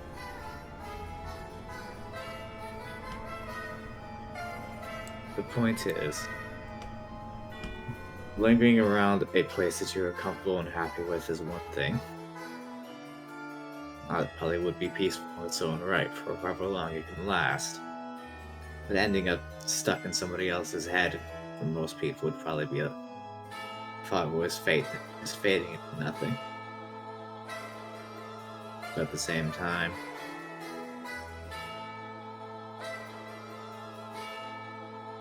it's not like he's miserable. It really is what you make of it, no matter what the outcome is.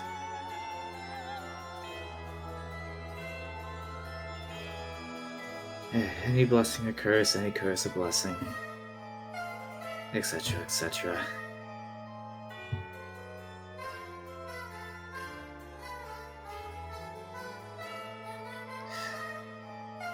While Brooke responds to that, Ralph, you head to the Salamence door. Yes. I shall show him the lever and say, yeah, the sweet little angel, Mr. Appleby? Yeah, anyway, the sweet little angel Applebee's has misplaced this lever here. This one here. I'm gonna turn it around like a crank. Okay, you know where this goes? Can you fix it? Oh, what? Oh, that looks like one of the librarian's contraption pieces. He's probably fuming that Appleby took it again. Oh, well. Oh, that's no good. You'll need to get a key from Eragon. He's on the other side of the mansion. Right, yeah, keep that in mind. Also, between you and me, I think I'm doing a pretty good job as a new servant. But our other new hire, the little Litleo, I don't think he's doing that good. I think he should give him something to really burn off his energy, because he's really not behaving like a servant. You know, he's doing a little bit of back talking and stuff. So you should give him something. So Mistress decided that he should do something that really burns a lot of energy. So Give him to Simon or Eragon. They'll know what to do. No, Worst case, Simon will have him do some yard work. Jokey. I can't tell if this is Alrighty. mean or nice. It's mean. Very mean. I mean, I didn't expect that, but I'm okay with it. Like, he needs a way to burn off his energy. Well, that does help a little bit. Oh wait. Before I leave. Oh, is there any other place that we keep the servant uniforms? Because there's they're kind of not great in the other room. And you do got uniforms for quadrupeds, right? Check the bathroom, other side of the mansion. The other We use side? it occasionally in order to clean clothing. A better place than the lavatory, I'll tell you that. Oh. And you best Yeah. tell the other servants they better not be cleaning their skivvies in my cauldron again, or I'll... Alright, yeah, I'm gonna actually... Oh, he's getting angry. Time to book it. Grumpy door. Like, the metal portion that is the Salamon's head actually glows, like, Oh. heated red. Alrighty, I'm gonna search in here Wait, for Ralph, the... are you wearing an uniforms. outfit yourself? No, actually. No, you still have your outfit. No, but like, Not a I'm servant asking if he has a your- servant outfit on. Yeah, my outfit, but I don't have the servant outfit on. Yeah, so. the door hasn't acknowledged your outfit. Oh, yeah. Anywho, is this store unlocked? Yeah, it's unlocked. Alright, Right, awesome. I'm gonna search for the quadrupedal servant uniform. Yeah, you may search. I will do Brooke's line. Brooke frowns at painful, but he hides it quickly and grins. Well, I guess it doesn't matter. I sure don't plan on dying anytime soon. Maybe we can find more of them and let them enjoy their afterlife.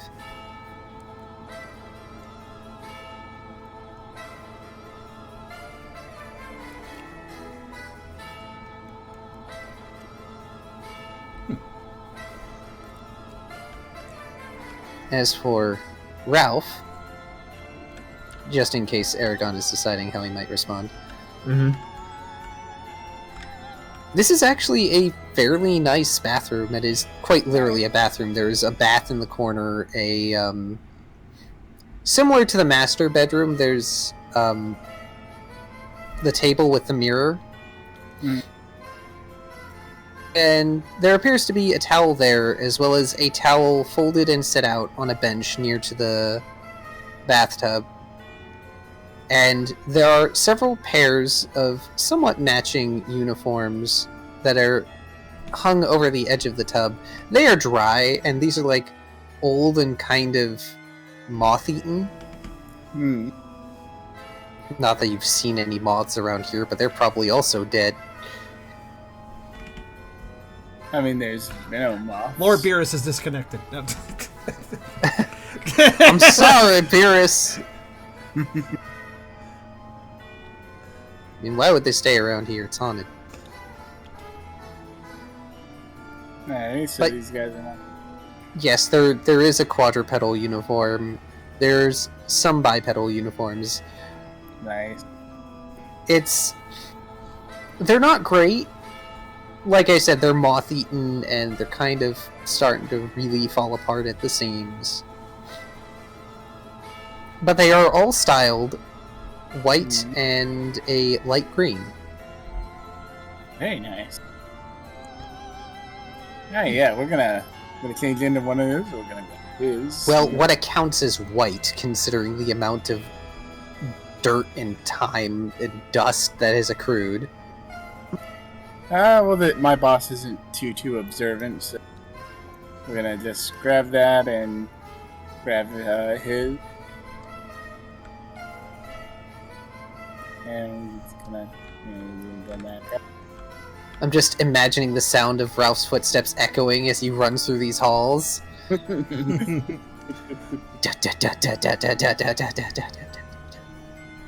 All right, congratulations, Zeal. Huh? You now work for the manors. Welcome to Adventure Servitude. Here's your uniform. That's off it on. And you report to what's his name again? I'm not helping. Simon. You report to Simon over there. What? Foof. The entire uniform goes up. Simon just looks over, has something of a deadpan expression on their face, which is interesting to see on a Servid. I don't know. A deadpan expression on a ghost. Good. Unintended buddy. I think I'm good on help, thank you. But I appreciate the attempt. My boss said so. Okay. Tucker's equally kind of confused right now. Ralph, what are you doing? That, mostly I thought it would be funny to make the prince into a servant. That's like, cause role reversal, it's funny like that. But also it would have helped him burn off some energy, so like, I could have, just said it was that, but really it would have just been funny to see the prince working in a servant uniform. But what would I do out here? I would set I don't stuff know. on fire! I I guess I can pick up sticks and things, but like, that's boring. I don't know what you would do. I want you to tell me out your boss. Tucker He shrugs. Tucker, He is. I point back to Simon. Tucker shrugs. Well, I helped a little bit with that. It's not a big deal. I mean, yeah, it's not exactly exciting, but... Well, if we help the people here, maybe they'll listen to us with the problems we're having. And I guess it could be good practice for diplomacy, since you're gonna grow up to be a king and all.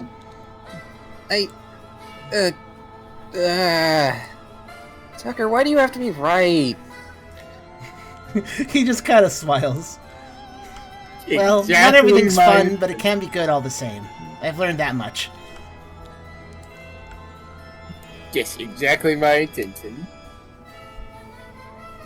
I'm getting you back for this, Ralph, treasure or not.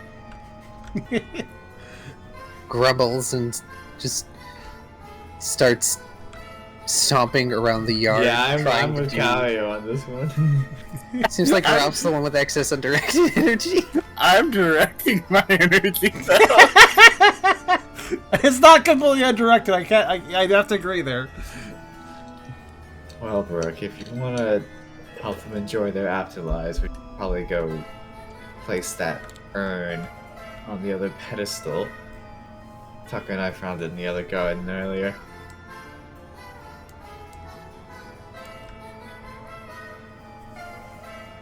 Well, maybe we should get Ralph to do it. He seems to be bored. He's bothering Zeal again. I'm not bothering Jill. I got him a job. And you? Hey, come, fellow servant. We will move the urns to the thing. Well, at least I can't burn an urn. Can I? Nope, As it's already Zeal been follows Ralph, I'm sorry, I now have fries in one hand. It's going to be hard for And me to Tucker just kind of expresses, "Nah, I wouldn't give it a shot if I were you."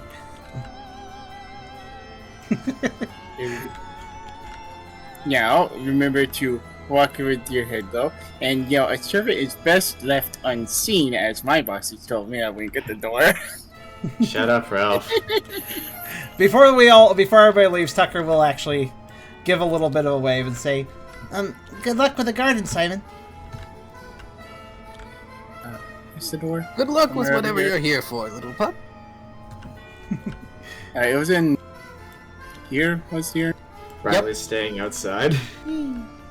Where we go? Yep. Ah, And away from the door so he doesn't have to look at the statue. I'm here. I got Alright. lost. Or the Okay. picture.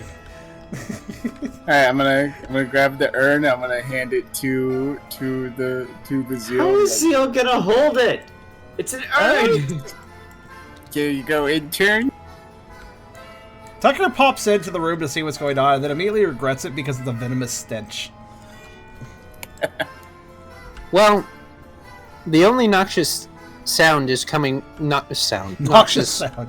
scent is coming from the jar that Brooke has. Oh, I thought the statue had venom and was smelly. Last session you talked about. Yeah. that. Yeah, Brooke took the venom. Oh, all of it? Wow. Yeah. Okay. Well, then he's glad it doesn't smell as bad as it was last time he approached the room. There's probably an accurate hint of the air still, though. He has a good nose. Maybe I'll hang on. Oh, sorry. Alright, I'll show you where it is, Brooke says, leading the way. I'm sorry, I missed that one. I didn't even think of that. Like I don't actually know where it is. I could see Maybe Ralph I- just going for it without knowing where it is, though. Just like, I know where it is. I'll find it. I know where it is. That's two different things. But he Maybe I'll doesn't. hang on to that, Brooke says, picking up the urn. I don't want to risk spilling someone's ashes. I hope you're taking notes, intern. Tucker just randomly mumbles, looking at that Viper statue. I wonder why somebody would make something like that. Why would somebody keep a statue like that in their study? Maybe they were studying survivors. The 1800s were a weird time. Really? He was studying his own, bones? Maybe he just died on his desk. Well, yeah, you always see those mock skeletons in the corner of studies, like on TV, don't you? Studies? Do we like? Or things, maybe? I don't want to see what her human office looked like.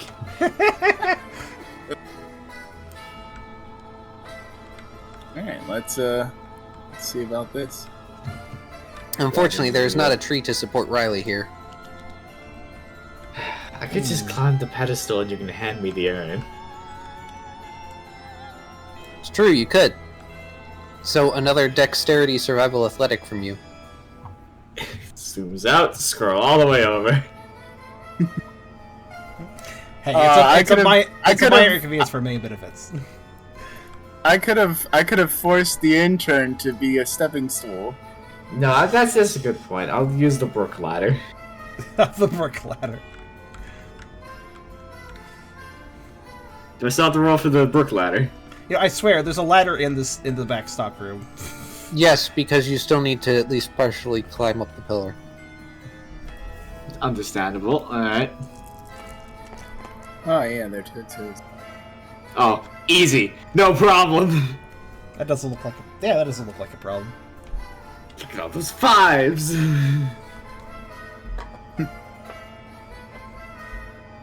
You're fine. It's mostly avoiding dropping the urn during the handoff. But you were able to hop down after you've placed the urn on it. And once you hop down, very briefly, you see the winding serpentine pattern that goes around the pillar glow. And then a spectral Arbok appears nearby. Oh god. I shouldn't have been here. Oh no, you didn't think this one through? I didn't think this through at all. Fuck. Alright. Yeah, by the way, Riley, roll will. It doesn't matter, I don't have enough.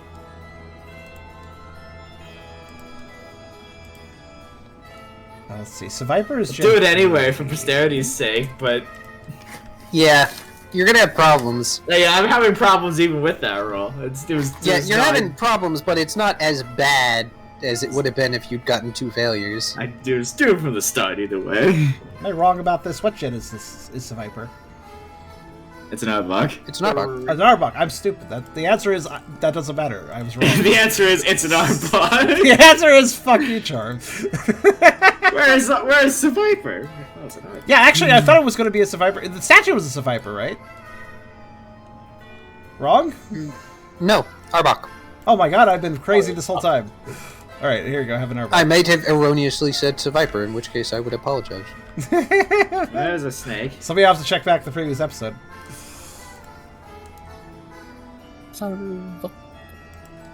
Oops. There is indeed a snake. It is right here. Oh god, it's right next to me. I don't know where literally it's appearing behind Riley. That's it's where not it comes from? It's an Arbok in a finely tailored suit. Oh Ah, god. nice. So the Arbok teleports behind you. Can't confirm previous episode was an Arbok. I'm not crazy. Awesome. But However, ghosts are weird and shaped. But you thought it was a Survivor. Shut up! I'm still not.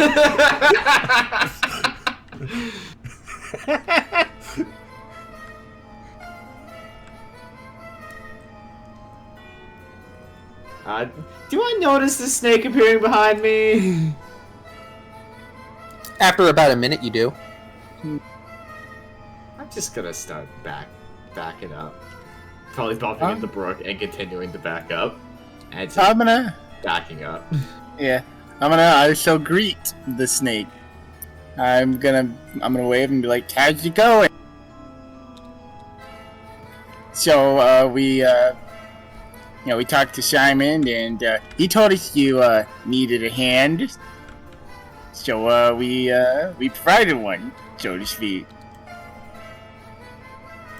Yeah, since you don't. The Arbok's eyes narrow, and you feel a chill go down your spine. The laughing's not in character. I just want everyone to know I'm laughing at my own joke. Is that any way to greet your superior? Yeah. Okay, forgive me. I'll like do a little bow. Yeah, forgive me, Chair. The sneeze was my mate. I didn't mean to strong arm you like that.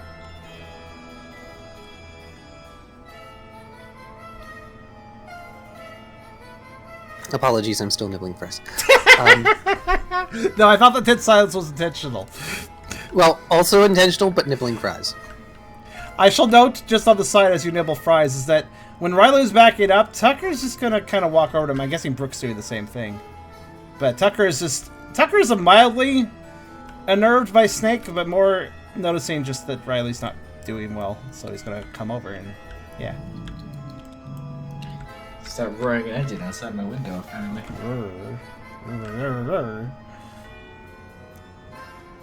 He's got a snowmobile. Yeah, this guy knows what's up. He's gonna need to work That's tomorrow. nice. That explains the river. Yep. Brooke will block Riley's line of sight. I'm gonna take Riley into the hallway and pulls him along. Riley will say nothing and do nothing, but aside from let Brooke pull him along and not look at the Arbok. Tucker will stay in the garden then, since Brooke has him under control. He looks concerned, but then returns his attention to the snake. Coming back over to Ralph, so Ralph's not gonna get. So Ralph doesn't get destroyed by himself. So Ralph will notice Eridan's eyes lock onto the quote-unquote guests and follow as Riley and Brooke go back inside before he turns his attention back to Ralph and then also to Tucker. Yeah, I'm sorry if you and I got off on your own foot. And you've been dragging the guests around. Of course you have. I only take them where they want to go. Tucker blinks for a moment. Actually, we're moving around on our own volition just to see if we can lend an extra hand, just to help the somewhat troublesome servants. He kind of gives Ralph a look, realizing what he's been saying. I swear I'm not troublesome. That is very kind of you. But it is not the guest's place to be helping the servants in their shortcomings. In fact, I find it to be most dishonorable that the staff here are unable to keep up at least the barest appearances. At least your garb is somewhat befitting. In their defense, this mansion seems to be somewhat understaffed and in need of repair. He would suggest, kind of politely, as best he can.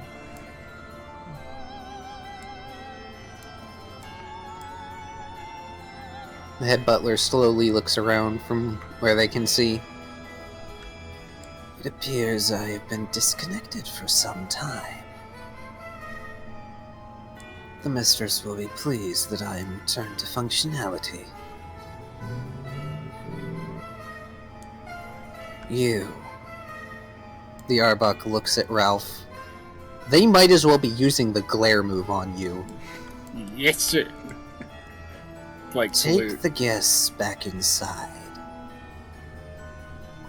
Do you remember the code? Yes, sir. Good. Show the guests to the dining hall door.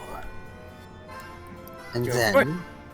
you will go through the back way and see to it that everything is completely finished on the table. Don't make you Everything's proud. set and in its proper place. I will review it before I unlock that door. I definitely know where it all goes. You had better. Tucker remarks, Don't worry, sir. I'll make sure that he leads me to the proper quarters. Yes. Oh, and just between you and me, our other new recruit, I motioned to the to Zeal. He seems to be less, even less experienced than I am. He even refused to wear his uniform. You gotta give him what for. Well, I guess you don't gotta, cause you know. But Tucker is now giving you a glare, Ralph. Like, Zeal already begins backing up as soon as he hears Ralph talking about that, and he's like, I'm seriously reconsidering making you my treasurer right now. Alright, And he heads back inside. Yes, right this way, young master. Eridan watches you. He doesn't even move from that spot. He watches you. Nice. You feel like he can watch you through the walls. Oh no, he's Scratchmere Myers. Yeah, I'm gonna open the door. Telling this obviously serious master servant or whatever the Arbok is considering himself, talking shit about Zeal, that did not make Tucker happy, actually. And Tucker does glare as well as you escort him back to the mansion.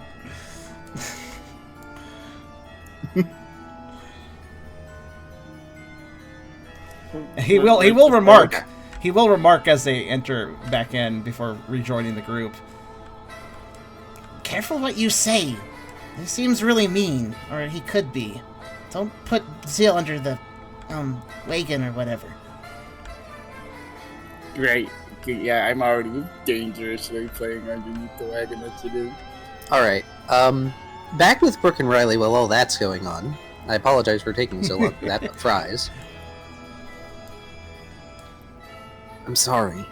I didn't think about bleh. I'm sorry, I'm butchering your line.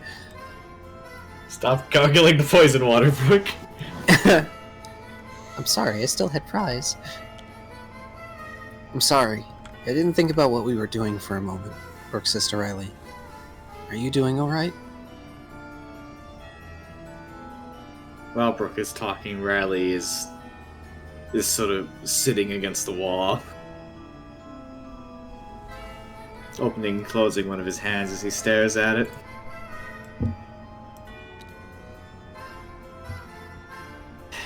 It's something I really like.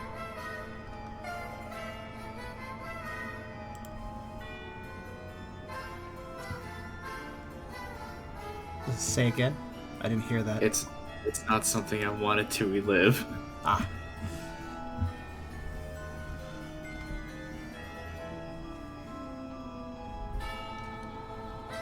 I think noise suppression might have cut it out because I was trying to do a dramatic sigh in the middle of that.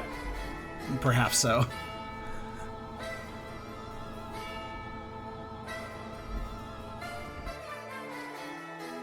Unhelpfully, Tiber actually takes control for a very brief second in order to say something. Cool. To be fair, it was delicious. Oh god, Riley might dry heave a little bit. Ooh, giant noodle. Get outside, get out of here. Riley said he didn't think he'd have to relive this again.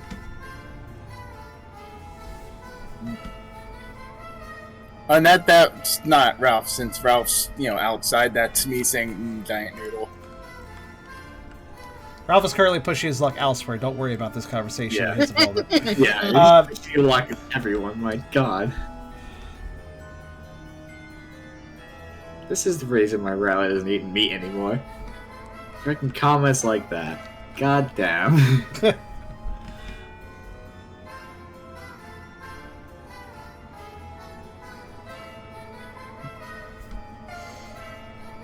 I'm actually going to move everybody back out here because they're having their conversation in private. Yeah. Brooke glares a bit at Tiber, but sighs and sits next to him. Yeah, I think I know a little bit about how you feel. I think it's more than a little bit, Brooke. I remember what happened in Sea Spray.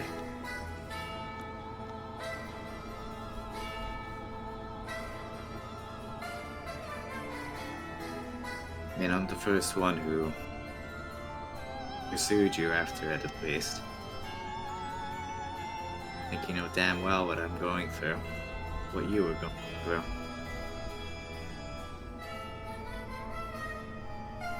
In Sea Spray Arc saw so many Pokemon die. Yeah. Yeah, it really did. Yeah.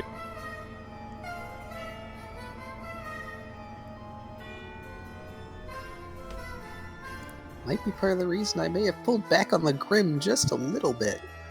And now we're slowly gonna work our way back into it. Oh, yeah. Look, at least the Glalie didn't die in a lava bath. Almost. Could have very well ended up in a lava bath. It did get thrown, thankfully, into a wall instead of straight downwards.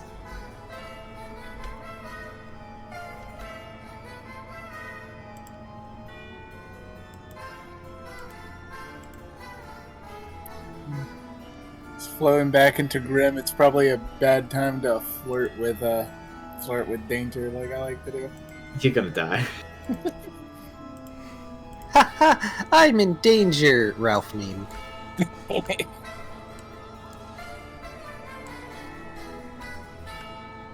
He nods. But, you know, Arbogs aren't that rare. We're going to run into them now and then. It's going to be tough, but you'll have to get used to seeing them. Even fighting them again if we really need to.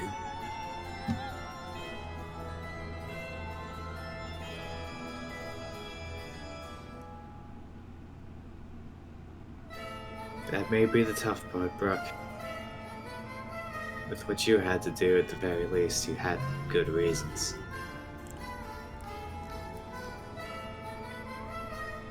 Not much good really came from what I was doing, if any at all. So, rather than a full takeover, only one of Riley's eyes flickers red as Tiber tries to argue. Survival and recovery is an excellent reason. I deserved neither. We're not going into that conversation again, whelp.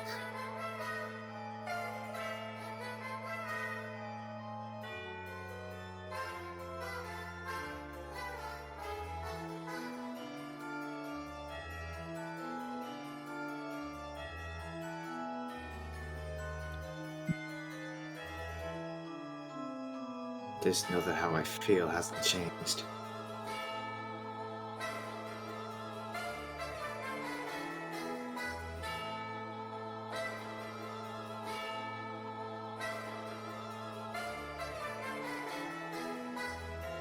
There's a shrug from the side that Tiber is currently using.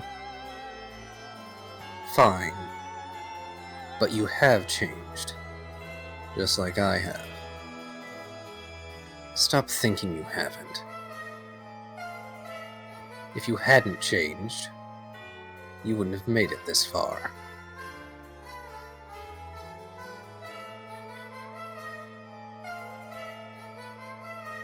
Doesn't mean you've changed to be like me. Much as I've tried to teach you. The last comment is, you get the feeling it's much more one of those good-natured, grumpy teacher comments. So I can tell that he's obviously not meaning anything by it. No, he doesn't. He doesn't mean anything actually mean by it. In fact, he's effectively trying to compliment you without complimenting you. The day he gives me an actual compliment publicly is a day for us to mark on our calendars, honestly. The Pokemon Devil. Meanwhile, the Pokemon Devil in Pokemon Hell. But where did all this ice come from? Well, I mean, he did compliment you before, just Yes, but privately. it wasn't public. That's why I specified publicly. To be fair, that whole exchange was probably the most wholesome exchange, or and most wholesome things that ever come out of his mouth.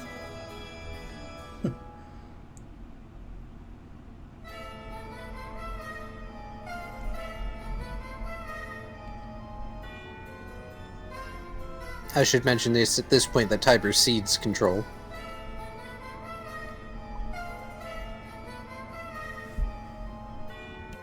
Verk is silent for a moment.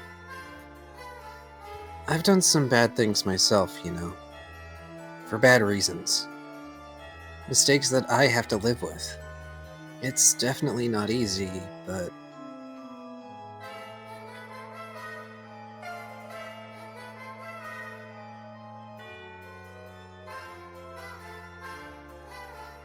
How do you deal with it? Constantly left wondering what I'd do. The friends and family, the ones I killed, came after. What would be the right thing to do then? Wouldn't be unjustified.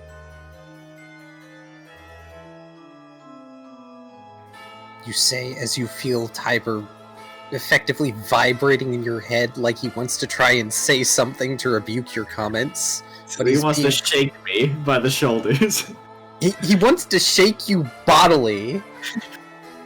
Like, he's not saying it, but you can feel the gist of what he wants to say is, is effectively, that's not going to happen. They were wild. They were food. You can tell he wants to go on an entire rant, shaking you, but he can't. And it's getting to him.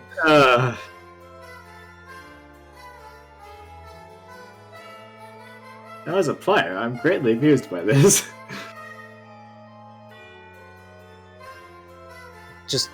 I enjoy the visual of him, like, vibrating in your mind, trying to actually respect this conversation.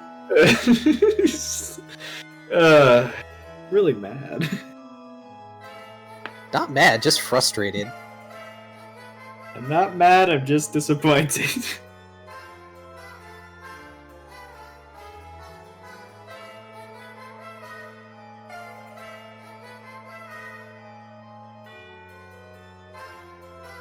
Oh, well, thank you, Nano. You made us reach the next goal. I actually have to manually set new goals, so I was like, oh, let's make a new goal since he hit it.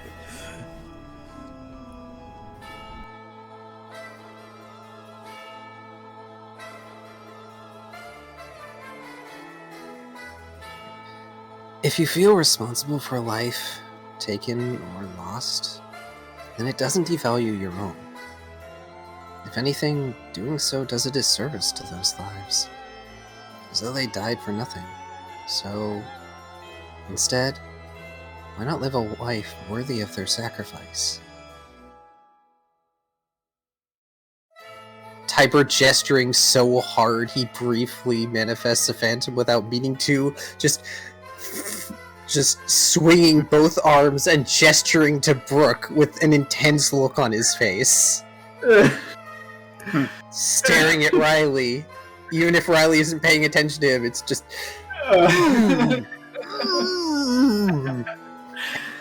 Oh my god. It's probably also around this time that the others have arrived. Like, Zeal's been here for a good minute, but he's just huddled in the corner to avoid the snake. And Ralph and Tucker have finally arrived. Everyone walks into that scene. Brooke chuckles. I think Tiber might even agree with me. Tiber realizes he's expending energy manifesting and gesturing at Brooke and just poofs. Yeah, there might be a limit on the number of ghosts that can be in a spot. Anywho's, I got orders, so I'm gonna do it. Alright, come, young master. Wait, I didn't catch any of that. Just wanna Yeah, say- I was not paying attention to a word he was saying. I'm still giggling about Cyber. I was commenting on how maybe there's a limit to how many ghosts can occupy an area. As Ralph and Tucker do enter, I think anybody can notice Tucker still kind of glaring at Ralph a little bit, and he will pause for Tucker will pause for a second, and look a little softer towards Riley, just seeing how they're doing, before sighing and simply expressing in a calm tone, If the big snake tries to eat Zeal for doing things wrong, please blame it on Ralph. We just feed Ralph to it. "Oh God." I take no responsibility. I mean, I take all the responsibility. As Eragon passes by you, just slipping through the walls. Like, his eyes are narrowed and he's looking around, almost like he caught Tiber's scent. And then he proceeds to just go down the hall, completely ignoring the rest of you. I don't know if you heard me say that. That is my boss's boss. Right. Tucker speaks in a slightly more hushed tone after the snake passes. He seems really serious at his job, and I'm kind of concerned about that, but I think it's okay. Hopefully. Yeah. He looks towards Zeal. On a semi-related note, I'm not having as much fun pretending to be a servant anymore. Hey, yeah. Brooke shivers. Ugh. Maybe we should have left that one for last. You say as if you didn't. Yes, I shall lead them. What was I... Crap, I had something I was gonna say and I lost it. It's fine. Tucker will take a moment to sidle over to Riley and just give him a side nose. Just kind of doing a little checkup on him. Yes, but actually, I'll let you read that, because what I have is a response. I have the key to the library. I still want to look into it, Burke says. Yes, but the big scary snake ghost expects me to escort you guys, so do that.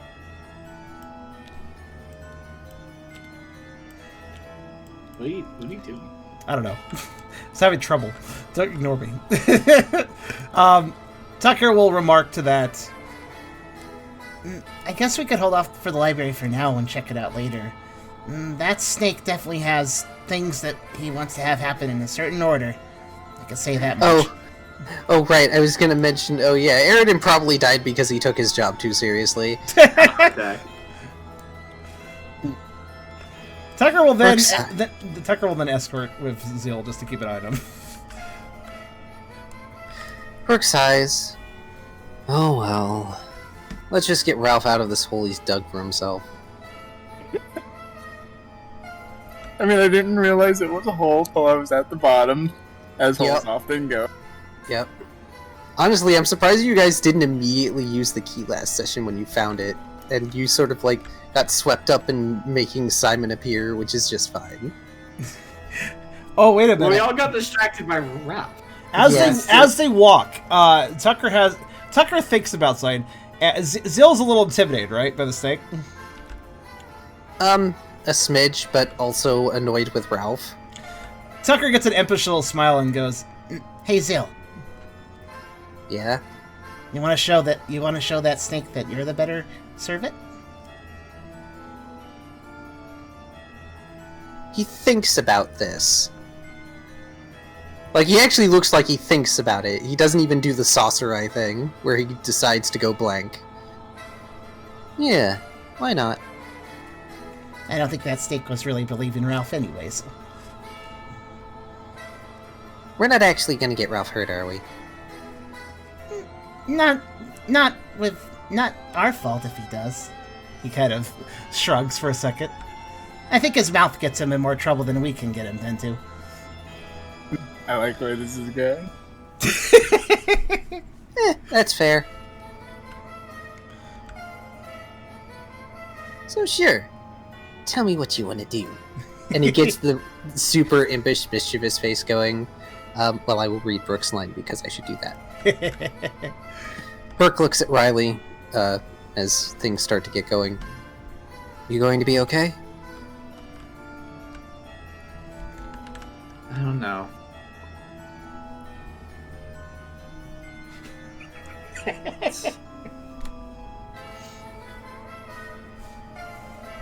Well, somehow I didn't consider Tucker could be a bad influence on Zeal. Sorry to interrupt the moment, but like that made me chuckle.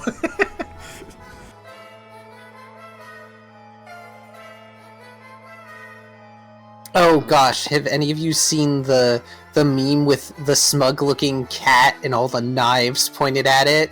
That's the kind of face Zeal had. During this session. Gosh, I've referenced way too many memes this session.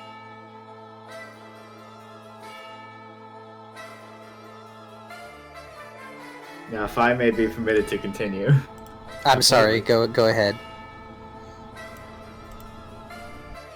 Thanks, Brooke. I'll try and think of it like that.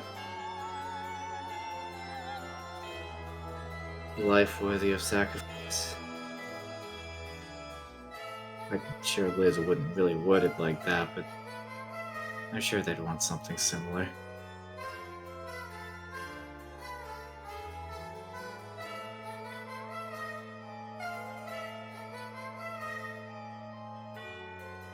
There does really seem to be a lot of lives connected to my own anyway, especially now.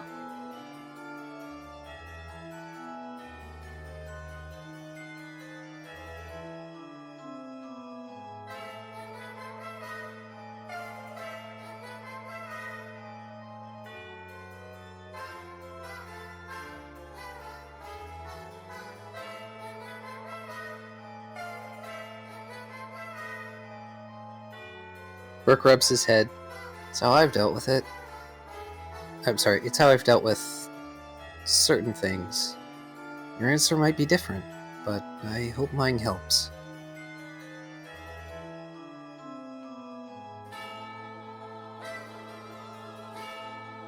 Well, it'll certainly be better than the one I've been leading towards.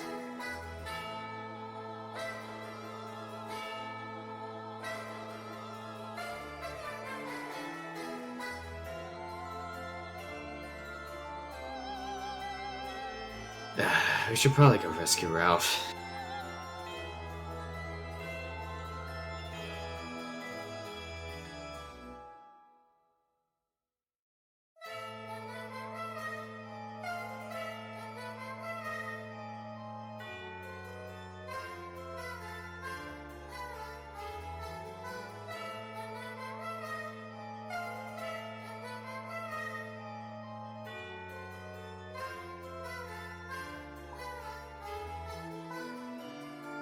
Oh, I guess Beerus had to go. It is late for him. Right. Then let's go to dinner. Burke smirks.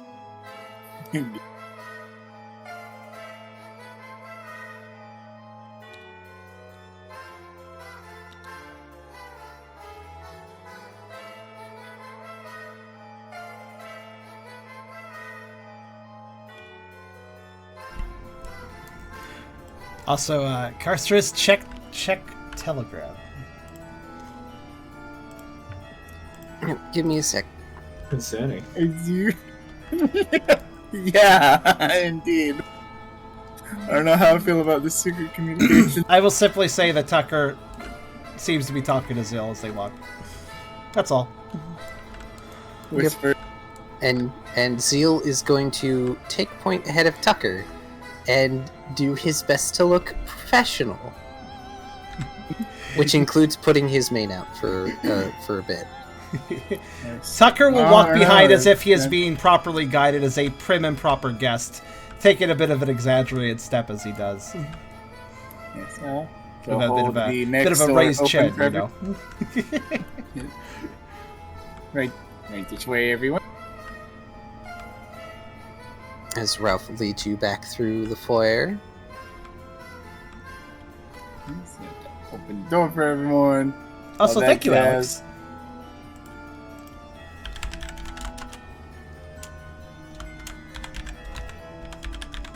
Is Riley following along with Brooke? Yeah.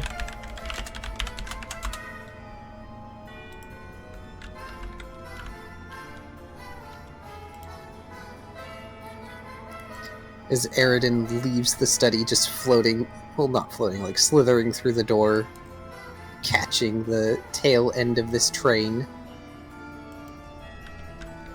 Also, I will see what this fan art we just got is.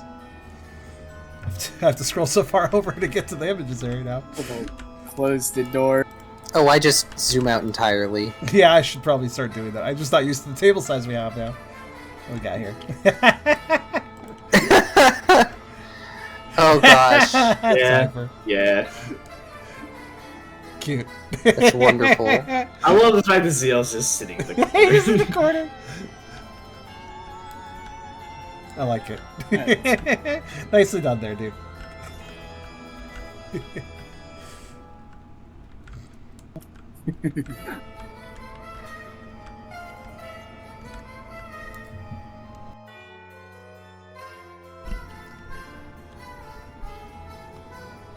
Alright then. So you all are led over to the other hallway. Right, I'll let so you open- I'll let you orient yourselves as you like.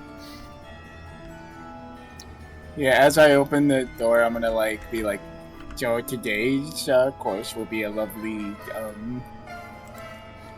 appetizer of garlic bread, followed by a main course of white cheddar. I think it was curry, like white cheddar curry. Or white cheddar curry. As Is- Ralph is trying his best to be good servant. Tucker will, is he saying this to the group, basically? Good question. Is he Yes, just mumbling under his breath, or? No. He's addressing the young masters. All right. Tucker will express as he does so. Yes, is this what Zill has cooked up for us tonight? No. Yours truly was the gift. As Zeal Zeal starts doesn't to have- talk over Ralph. Of course. After all, my flame is perfect for cooking. Excuse me. You don't have hands. Why does You that can't matter? cook. The head chef I is the cook. one who puts in all the ingredients. He just relies on my fire to get everything just the right temperature. With the smuggest look. Tucker looks has a mock look of surprise to Ralph. Well, don't you know of the famous chef in Savon Town? I mean, they're just a Lipard. So what's this about hands? By the way, you know. he's doing a contested cool contest etiquette. Actually, wait, I should probably look at his sheet before I roll, but whatever. He got By the way, if 3 you were successes. demanding rolls out of any of us, just let me know. It's fine. If Ralph wishes to contest the cool contest etiquette, you may. As you know, teamwork makes the dream work. Cool contest etiquette is absolutely something I can contest. I love how he's like Ralph's like, wait, hold up, and just like move on in with his icon. Like, wait, hold on a second. Wait, hold up. Is that 1, 2, 3, 4, 5? Yeah. I mean, are you sure you can cook? You can't even count. How did you know if you had enough eggs in? That's mean. That's mean and unfounded. Alright, look at that. Okay, he's just gonna open it up.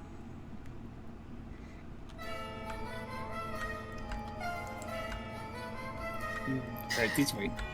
Regardless of the situation, Ralph can easily see a bit of a new shiny glint in Tucker's eyes as he says all these things. Not the last thing though. That was out of character. But yeah.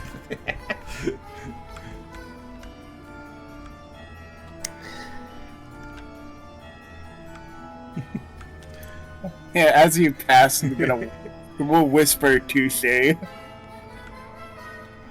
as Zeal keeps his eyes on Ralph with like this squinty smug look going as he continues to lead Tucker, Tucker And- has an almost and- identical smugness. and he whispers just barely audible under his breath.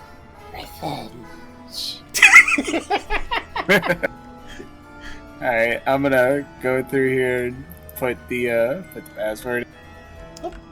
Woo! Oh yeah, there is like a mountain here. Holy crap. It's cool, isn't it? Yeah. Zeal is going to finish leading the three of you to the door, and since he's supposed to be a servant, goes this way. It looks like the hall does extend further down, but it's just sort of space. Like it could be a waiting area if necessary. New art. Alrighty. Thank you, Inky. Yeah.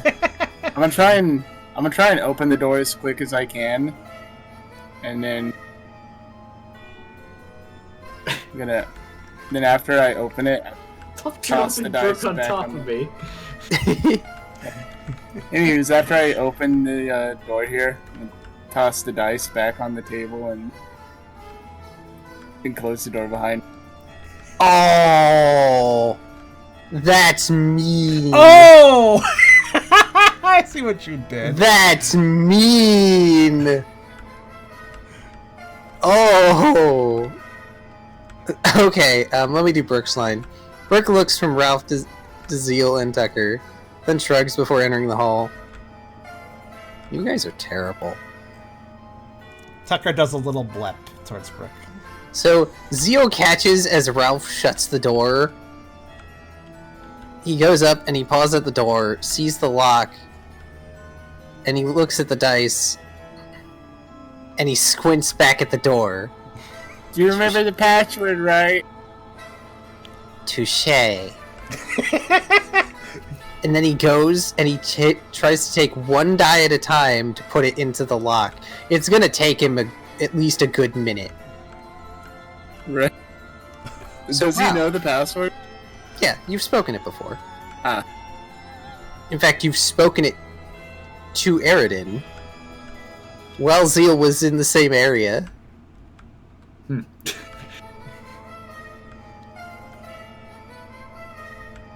That's weird.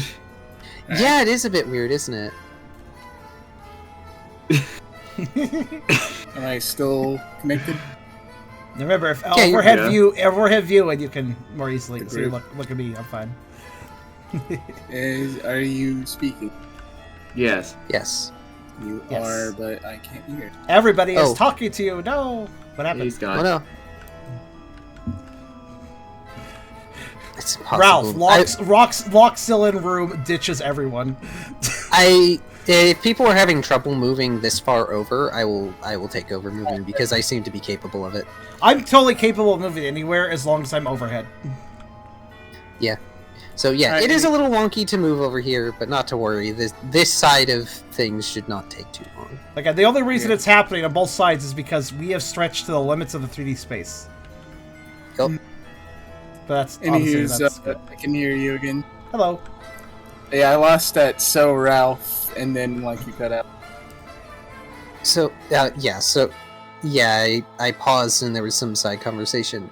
So Ralph, what happens here is it looks like a wall. Unfortunately, for some reason, I can't get the secret door to look like it's part of the dang wall. On this? Yes. Yes, it is actually a secret door. So it looks like a smooth wall, except there is a handle on it, and you push, and you end up pushing out a bookcase that has been set up in the corner of the dining hall. And you see a table. It does not have all the accoutrements at the moment that are shown here, but there are 2 candelabras and a large candlestick situated on it. And at the end of the table, there are several plates, as well as a box with sets of silverware. And some stacked cups. I'm sorry, did I say the candelabros and candlestick were lit? Yeah, I think so. I apologize, they are not. At least not yet. Not yet. The hearth over on the right, by the way, is also not lit. Alrighty. From where I am, can I work out where the stuff is? Where the places are?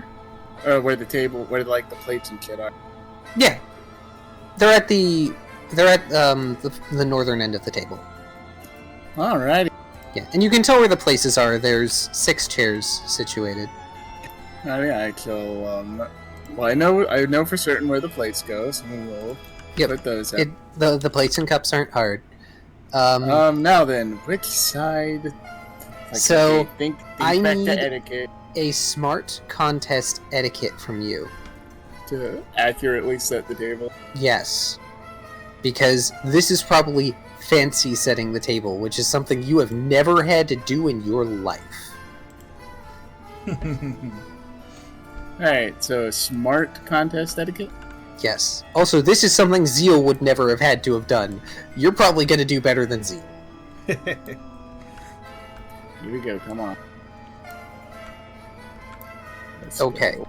You know at least that the knife goes on the right and the fork goes on the left, except there's 2 forks. And also, there's 2 spoons.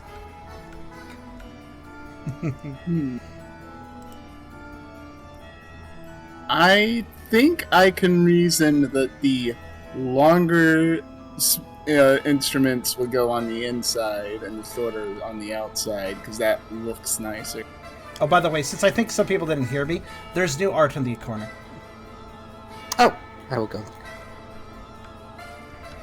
So, I expected a reaction out of that, but I didn't see one. That's why I knew that. I apologize. I apologize, Ralph.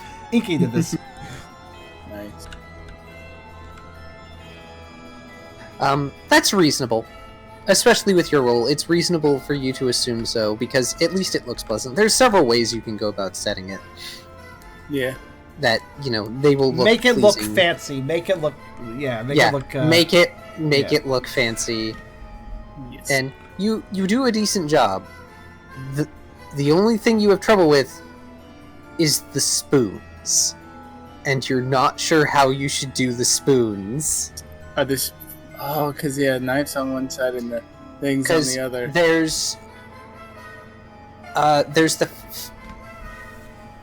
the regular fork and the salad fork, and there's the regular spoon, and there's I think it's the there's the regular spoon which you would use for things like soup, and then there's the teaspoon, I believe. Mm-hmm. There's so much etiquette crap that I can't remember it. It's not like even I know how to set a dang table. Yeah. Oh, okay. Okay, I really see what that is. Don't ask While me, you are 'cause- figuring, Don't ask me, though, because my boyfriend gets mad I don't use enough cutlery, apparently. You should see every time he tries to give me a steak. Just not in on it like a time. fucking savage. for a steak, you need a knife and a fork. I just right? need the fork, but he insists I use a knife. You just use a fork? How do you cut it? I mean, I cut it, and if it doesn't cut, then I just spear it and bite off Yeah. a piece. See? Yeah, same actually. Savages, the both This of is you. not a conversation I will continue in this place. Stab you both with steak knives. No, works. you will not. But also, Yeah. Intern. Let's test your knowledge. You remember which side the regular spoon, which side the soup spoon, and which side the teaspoon goes on, right? clearly I'm here just to light up the place. You're the one who has hands, Zeal says without missing a beat, and he starts using Ember to light up the candelabras and the various lights that are around the room. And then he's going to finish by using Flamethrower to light up the hearth. Hold on, Zeal did a quip, didn't he? I missed the quip. Yes. Yes. Zeal said, "Clearly, I'm just here to light up the room. You're the one with hands, after all." Just without missing a beat as Ralph tries to use him to, get the table setting etiquette right. And then Zeal Yeah, I tried to pauses. pawn it off on him. Very good. And then Zeal pauses, and he looks at the table. I don't think Rise would be happy with this table. Yo, why not? I forget what they're called, but there's something that you set on fancy tables so that you don't make a mess. And this doesn't have any. Are there napkins or tablecloth here? There's not. Yeah, well, we're big short staff, so the tablecloth couldn't be washed. After all, it's just me and you. By the way, Eragon doesn't even bother with the doors as he just sort of slithers through here. Those of you who are bored and looking around will actually catch some of Eragon's tail coming through at the end of the hall, through the wall. He can go anywhere he wants, and that's kind of a little intimidating. Yeah, he knows that he's no longer alive. He's taking advantage of it because he's like, I don't have to deal with this rigmarole. If you fuck with the camera, you can make his head disappear. Cool. Oh, you can? Yeah. It's just a tail. Yeah. Weird. I can't make it happen. Whatever. I'm not. It's fine. It's just one of those weird camera angle tricks you can do to the models. In any case. Also, it should be noted, there are multiple, a bunch of windows in this room, including 2 bay windows at either end that give a great view outside. Very nice. However, most of the smaller windows have been shuttered. Oh, hey, I'm still holding the spoon. I'm gonna get close to him. I'm gonna hold the spoon to one side of the plate and like try to study his expression to see if I'm getting it right. Oh, okay. Sure. So I'm gonna hold the teaspoon off to the left, I guess, and study his expression.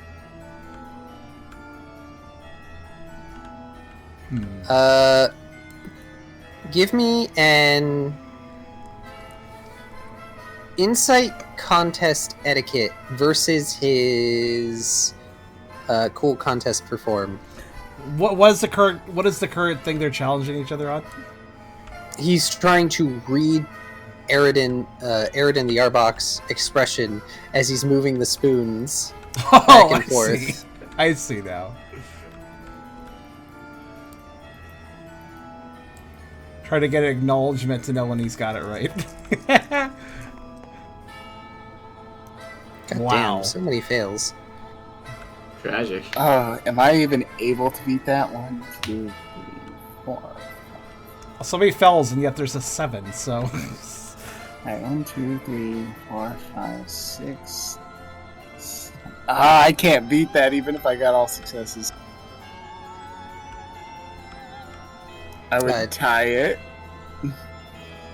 Also, technically, that is one more than is normally possible, so subtract one of those ones away, not that it matters. I can only tie that. I can't beat that even with the hat. I'm sorry, you don't have the ability to make others reroll. No. Bad mojo. So yeah, you can't read the Arbok's expression. I mean, you can try to meet it if you want. Nah, it's not worth it. It's not worth it? Gonna, okay. Yeah, I'm just gonna pick. Oh, I should probably just flip a coin, see if I got it right.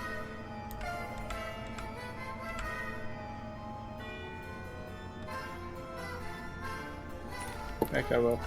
What do you think? Flipping a coin to see Well, if I got it right. here's the thing. Do you put both spoons on one side, or one spoon on each side? Yes, I'm gonna put one spoon on each side because that Okay. seems. I've never heard anybody logical. ask that question as seriously as you just did, Car.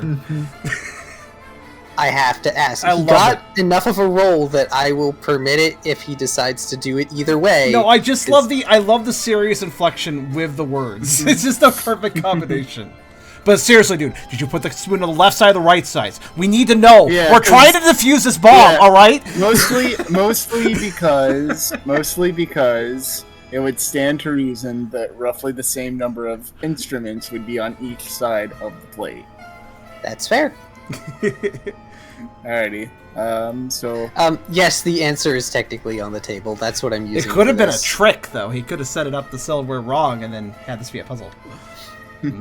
Technically, I could set up the silverware wrong if I had wanted to. That's how much you can do in Alchemist. alright. Yeah, so go ahead and flip a coin. Alright, I'm gonna call heads, the side with the Pikachu. I'm assuming it's heads. Alright, Yes, so where Pikachu is are- heads, the Pokeball is tails. Okay. You Fake it till you managed to make it, place dude. it correctly the first time, and Eragon turns their head, and they just briefly and ever so slightly nod, and they do a circuit of the room to observe Seal's work, and they nod to Zeal as well. So I'll place each one accordingly, as if I totally know what I'm doing. Hell yeah, fake it till you make it. Good. Now out, both of you.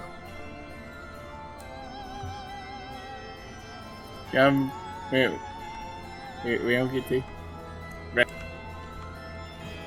You may enter once the guests have entered.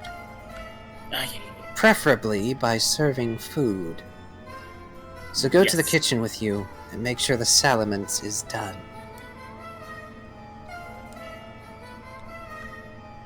Right, we'll go through the door. Oh, actually, And, is the door unlocked? Yeah, the door is unlocked when you try it. Sweet. and Zeal is able to follow you through. There is no like ghost elements or anything. You don't have to worry about that. But Yeah, Salamence is in the door. but all your work. Oh, I suppose there's new art. I saw something load. Mhm. This sure is taking a while, huh? Brooke says. Also, I feel like I should have put like chairs or something in this side hall. Just something, anything, and I didn't, and I probably should have. I apologize for that. I also didn't want to extend this out further or mess with the other rooms in order to make the hall larger to accommodate for like a waiting sofa. But I love yeah, it does take a little while. It's not like this takes forever.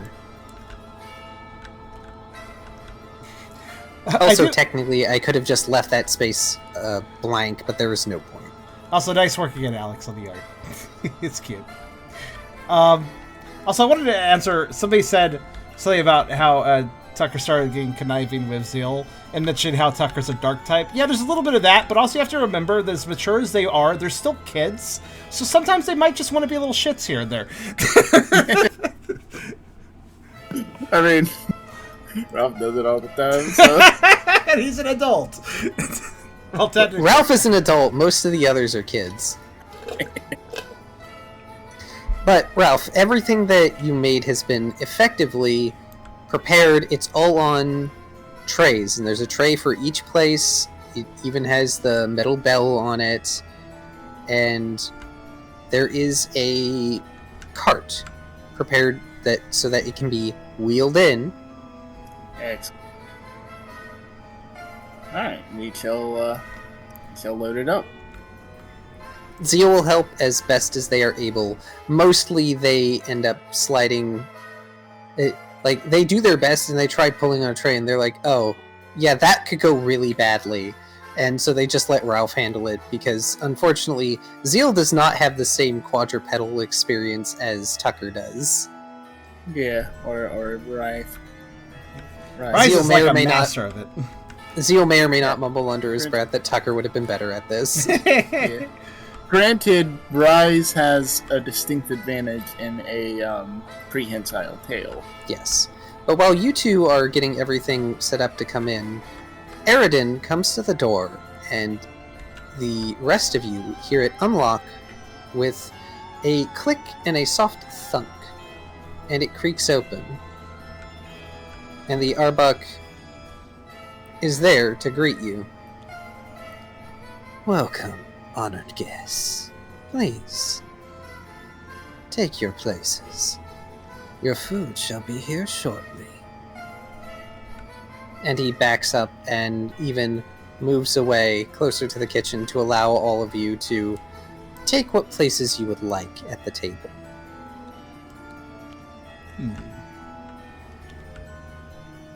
So everybody say on this side, Tucker will take the seat. We gotta be able to make a quick exit. That's not a bad idea. Oh my. It's a spooky ghost house, and I'm very close to the door. You are. Yeah. You are also closest to the Arbok right now. Oh, fucking hell's bells. I mean, We can't even make too quick of a run. We gotta run back outside and re-grab Laddie before we run away. What's the point of running away for something that can go through walls? Oh. that's fair. Also, by the way, Laddie and Poff have just followed you in. They went off on their own little mini adventure while you guys were doing your own thing. Probably. Oh, dude, Please you should subscribe write for that. special episode Laddie and Puff's misadventures. Laddie and Pop's side story.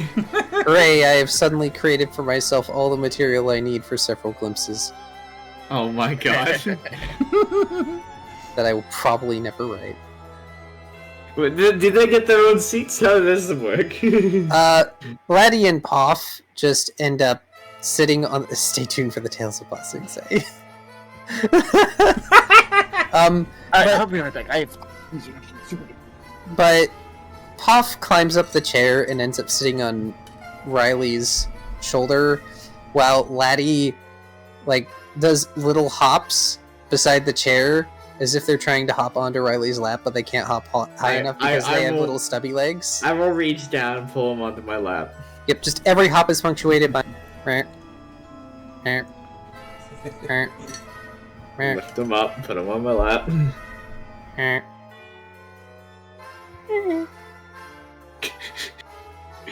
I must look insane. I appreciate. I just personally appreciate how Laddie is basically a wrong answer noise, and that's kind of what he does. I mean, if you look at them straight on, for the most part, Lotads look like they have the deadpan stare going. Just like the unhappy deadpan stare. It's kind of great. I'm weird. I prefer Lotad over any of its evolutions. I agree. Lotad are cute. It's Absolutely. definitely gonna hang out in Brooke's office with Brooke. Lotad are great, but by comparison, only one out of the Lotad line compared to the C-Dot line is cool for me. I like the whole C-Dot line. I find C-Dot itself to be kind of forgettable, but it's not bad. I mean, it's an acorn, that's fine. But I still like C-Dot over some other designs. It looks like a Kirby enemy. C-Dot, specifically. So, Zeal and Ralph, mostly Ralph, end up wheeling out the cart. Eragon does not move from his current position. He seems to have stationed himself there. But you all wheel the cart out, and again, there's trays and food enough for 6 places. It's quite tragic that you got roped into the whole serving business, because there would have been food enough for you. But now you have to sit there and watch us eat. It's very tragic. Shame that Tucker didn't get to be a servant. He would have put on that lovely Victorian outfit he just got. Perfect. Alrighty, Zeal chooses to say nothing because he remembers Ralph saying something about servants best being unseen and unheard. So for the most part, he's just sort of traveling beside the trolley or cart, whatever you want to call it. To There's be honest several with you, words for it. the Eragon guy, he probably doesn't. He probably would prefer as little talking as possible. He's very no nonsense. So. Oh yeah, Eragon is watching from the corners of his eyes. Both Zeal and Ralph can feel it. oh man. Yeah, both of them can feel it. They are under his scrutiny.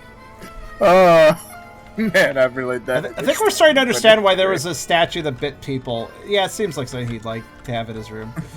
Well, Okay, I mean, it's the sole key to the library, and he will not have it stolen. It was probably the only way he prevented it from getting stolen by the APOP. Yeah, it's true. Especially the APOD that apparently is a shenanigan maker around here. Yeah, we've taken that up. Okay, so we have the trays. Do I give you the whole tray, or... So, Oh, man. each tray has the metal bell over it. Essentially, what you're going to be doing... Yeah, okay, I will is just placing set it it- down on there and lifting Yes. up the bell. Yes. Alright, yes, we will do. So, Ralph will do that for each place. The moment you get to an empty place, if you start to lift up a bell, Eragon will snap his head to look at you and hiss. Yeah, well, I'm not going to put out food for people who aren't there. Okay, Because yeah. it'll get cold. yes. So the bells will stay on, but they still need to be set. Zeal, Right. however, is clever, and he has figured out that he can, with some difficulty, balance a teapot on his head. And he will offer tea to each of you, just silently as possible. I'll take tea. Tucker Alright, will so- take tea with a little audible praise towards the cat, of course. If Eragon noticed, you don't know. But Zeal does his best. It's something of a balancing act, and he's doing his best to use his tail, which really isn't good for this, to just barely tilt the teapot enough to fill your cups. And I apologize if this is going fast for you, Kyrio.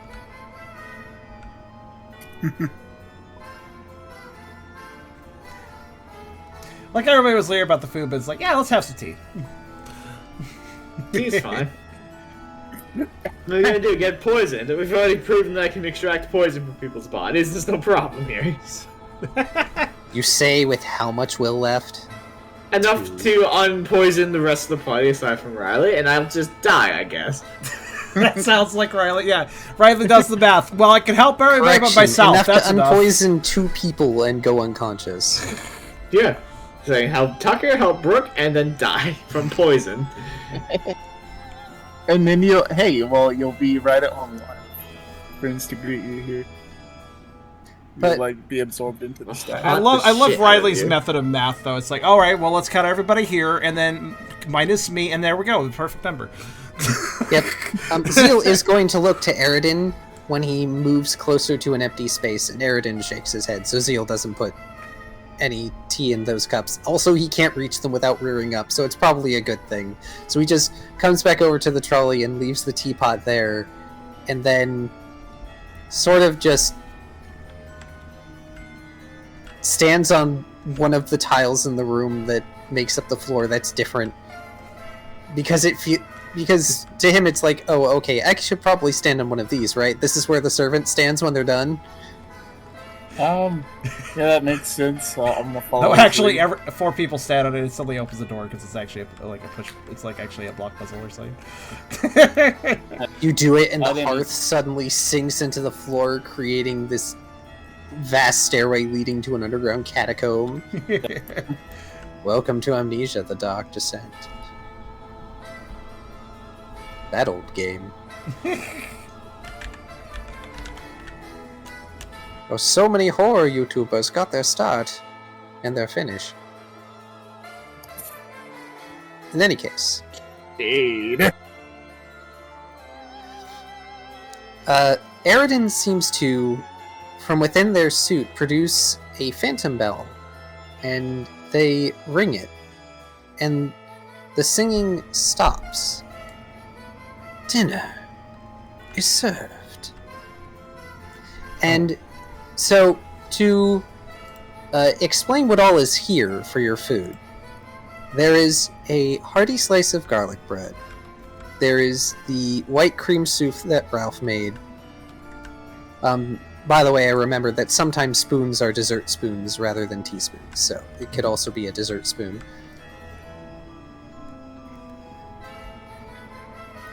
There is also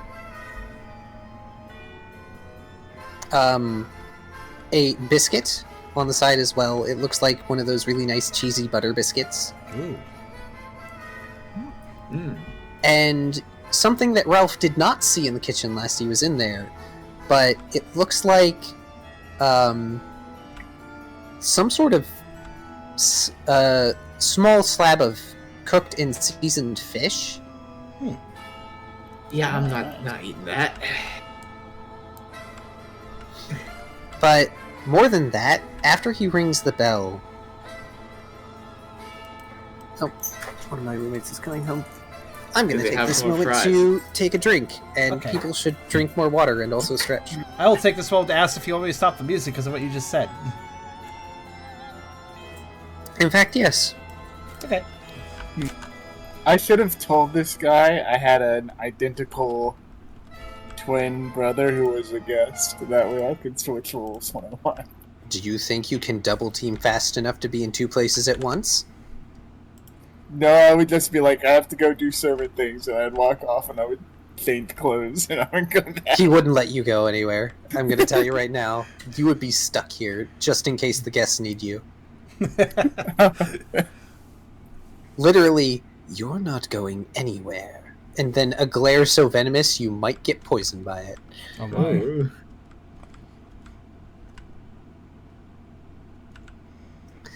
But, oh, I should also turn off the music. But I like listening to it. Tis good, but the singing It is good, stops. but it is quiet now. Also fitting since we're nearing the end. Also do art, apparently. Let me see if I can pull that up. And the flames of the candelabra and candlestick, as well as the hearth, flicker and dance, casting strange and unnatural shadows throughout the room. And then the flames of the hearth roar out and take on a violet hue, and from them coalesces what seems to be strands of dark cloth that weave themselves together into the form of a Miss Magius and two Misdreavus.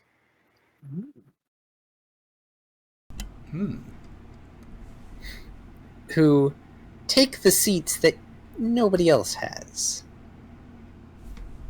And as they appear, the rest of the table seems to set itself similar in a manner to how it looks on there.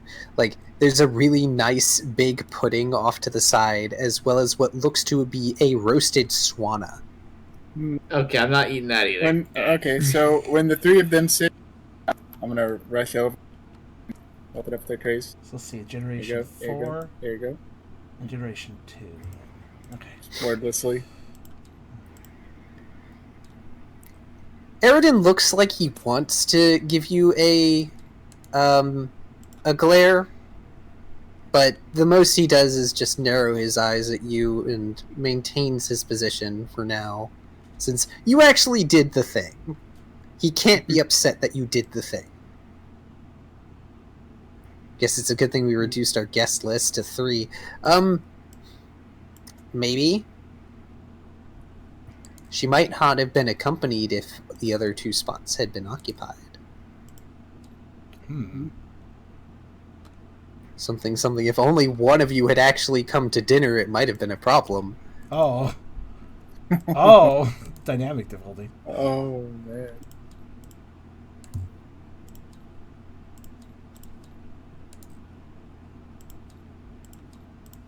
Very nice.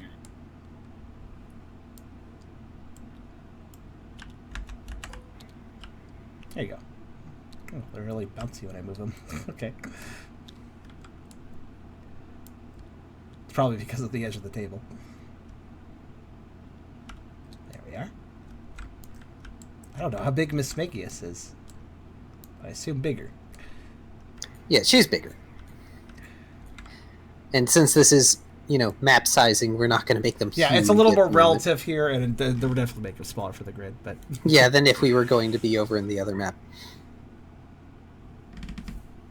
How kind of you to join us this.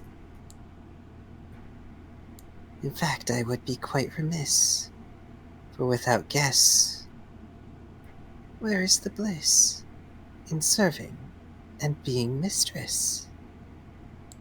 She speaks softly. She smiles the way Miss Magius do. But there's something about the way she smiles. There's something about her eyes that is very off-putting and somewhat familiar. They glow a soft purple hue. Not unlike something you've seen before. Ha, off-putting.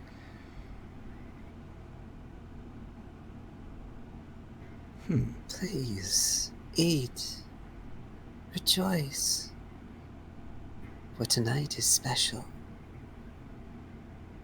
Or would be thus. Soon it shall be. A fulfillment of a compact older than me. Or is it as old and I forgot? Oh well. Please, eat, enjoy, my guests. Before you shuffle to your final rest.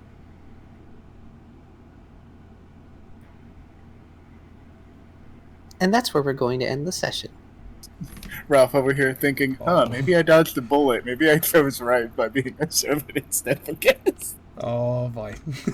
Yeah, I feel like we're about to have some trouble here. Maybe we'll just try and get myself kicked out by asking for a vegetarian alternative.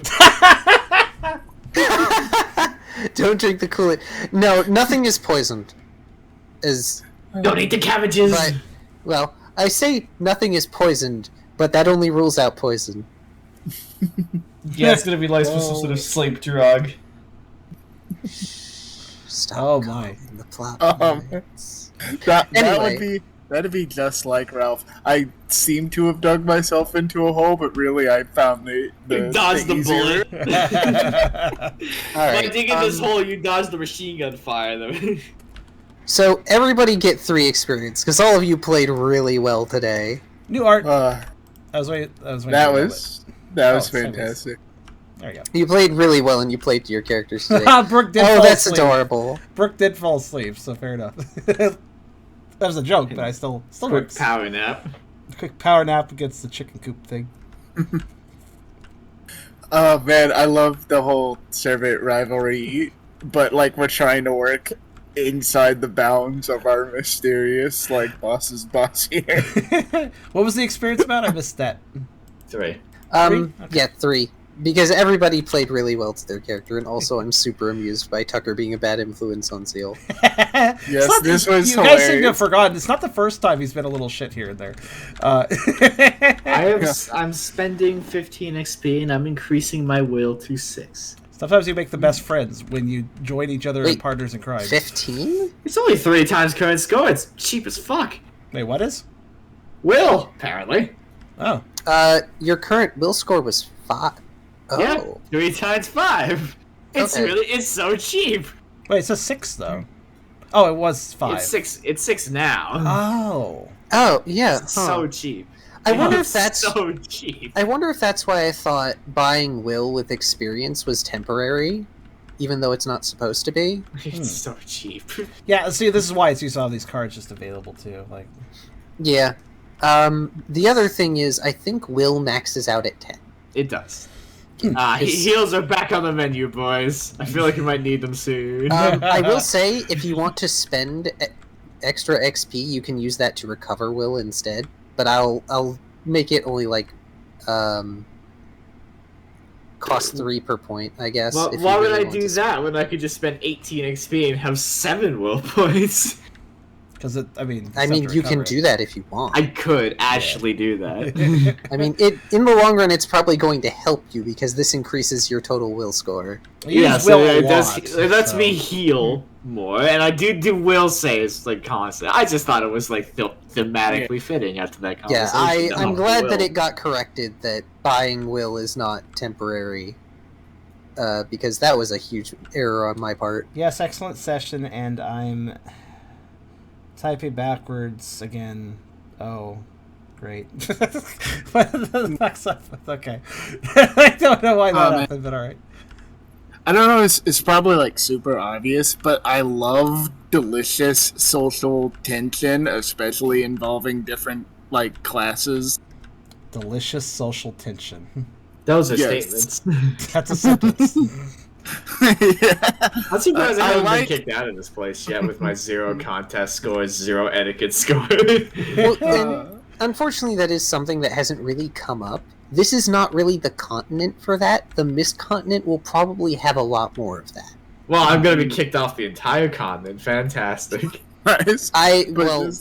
This has just been fantastic. I love situations like this. Depending on what you do, you guys might end up booted out of somewhere onto the Mist continent without meaning it.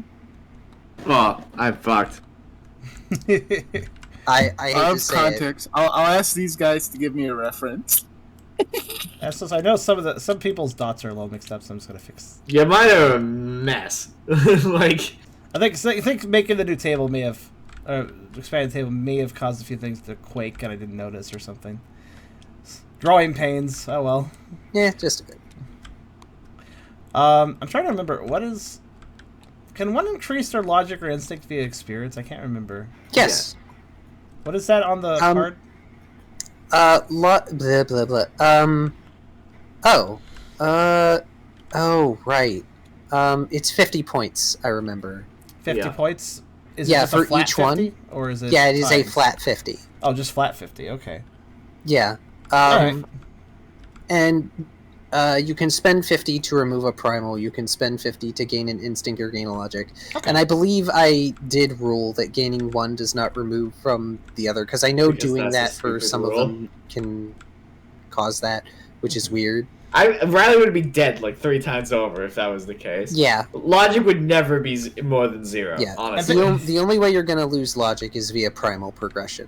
And just to double check, stats like performance stuff, that's a specialty, correct? So that's Yes, Yes, actually that's a specialty. The skills are fight, survival, and contest. The specialties are the ones under them. Okay. I'm after I fix my dots a little bit, if I can. Not good enough. Yeah, they're a bit finicky. The serene ones especially. I believe so, Kyrio. I never played Gates. Yes, that is correct. Just know that Mist Continent is where the knights come from. I'm gonna spend for a couple specialties. So I'm gonna That's perfectly fine. I'm gonna spend 6 on perform because I feel like there was some performance going on today, and also 6 for what was it? Not etiquette because I mean he had a little bit lower of that, etiquette or stealth would be. It 6. was what was the other thing I was gonna do? I forgot. Let's just perform for now. I'll add more later. So that's down to 19. So that was 25. So yeah, I'll just buy the 1 point for now. Whenever I remember what other thing I wanted to do, I'll do it then. I thought you were gonna do stealth. I might have been up for was it stealth? God, I can't remember. My brain like short circuited. So I'll worry about it next session if I want to add more points. It's not like it's not a huge worry. Also, it should be noted that your bags would not sit comfortably on the chairs, so they are probably sitting beside you. Yes, Riley, that means you are not wearing the log right now. I mean, it's still probably within grabbing range if I need to snack somebody yes, with an it is entire within tray. grabbing range. It's just beside your chairs. As my usual question is though, did anybody have trouble adding experience to their sheet? Let me know. It was good. Yeah, Riley learns woodhammer. Do I get a level when I add a specialty point? I don't remember. Since it's the second point, you would get 2. 2, okay. Hooray, 50. Again, using the level just as like a general gauge. There is the occasional, like, this skill cares about your level. It's like, okay, I should kind of try to keep up on it then. I think it's only Nightshade and one other thing. Fair. Yeah, I have long since given up on my level. You could reverse engineer it if you really wanted to. All right, it's not something I'm super worried about. If everybody is good, I'm going to save the table. I'm legitimately running out of things to put points into because all of my main attributes are already maxed.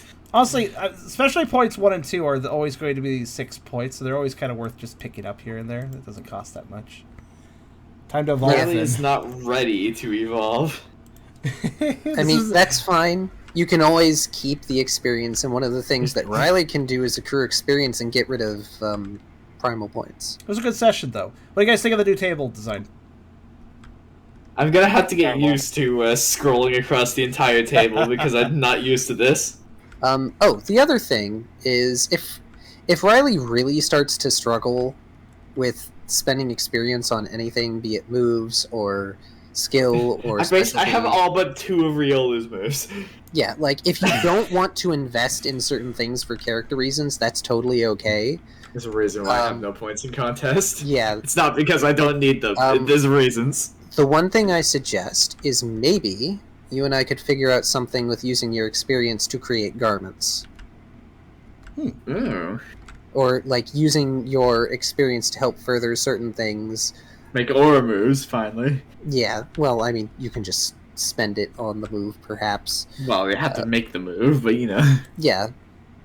And thanks again to Essler for helping me do these table extensions. He can do the math stuff easier than I can for arranging this stuff. Thank you, Essler. This is an excellent table. Good night, Kyrio. Good night, Kyrio. Have a good night, Kyrio. Am I gonna have to buy an entire fucking garment making workshop for the base when we get back? I mean, you might, but you is still need to is the seamstress going to sponsor my having a garment station? Okay. She might not sponsor you, but she'll certainly teach you, which may actually... to get the basics down, it's probably going to take you at least 2 to 3 weeks. Do you guys think that I should use Inky's drawing for the thumbnail, even though it's not canonically accurate? That's fine. I think it's funny. It is a it's really cute. good drawing, so... Imagine people go, Riley's "Oh my gonna have to god!" spend 2-3 fucking weeks. People are gonna watch with the a spider. episode. People are gonna watch the episode and go like, "Oh my god, how did the match catch on fire?" They'll be like, "Wait, it didn't catch on fire. What happened? What the fuck?" I feel like I'd create clickbait if I did that, but it is a good picture and it is relevant to the table. I think it's fine in this case. When is Riley gonna have enough time in universe to spend 3 weeks with the seamstress learn how to make garments? Well, that's the other thing. You guys are currently in quote-unquote open mode. So if you want to spend the time doing that, that's fine, and I will ask the others what they want to do while one of their teammates is away. And if they want to go on a little adventure, I will try and make a one sessionable little short adventure for everybody. Because again, travel takes time, and the seamstress is aware that traveling back and forth to her place is a bit onerous. Fair. But it is, in her eyes, it would very much be worth it for the point of training, especially for being able to train an apprentice. Speaking of the whole open thing and trains, Tucker really does want to learn Ice Fang from Brooke too. Like he does. That was properly brought up, so he wants to find a moment to do that now. Well, you can. We're gonna pop back over to home, hug Liz, and I'm gonna go disappear and hang out with a spider for 3 weeks. Cool. Is that our order? Liz would go with you. Liz is not going to be away from you that long again. Liz is gonna and me hanging out with a spider. Blizzard's going to hate it. I appreciate the support from Liz. I mean, it's not that Liz hates it specifically because giant predatory spider that could eat the both of you at any moment. That's not the thing that bothers him? Yeah, what's the actual thing that bothers Liz then?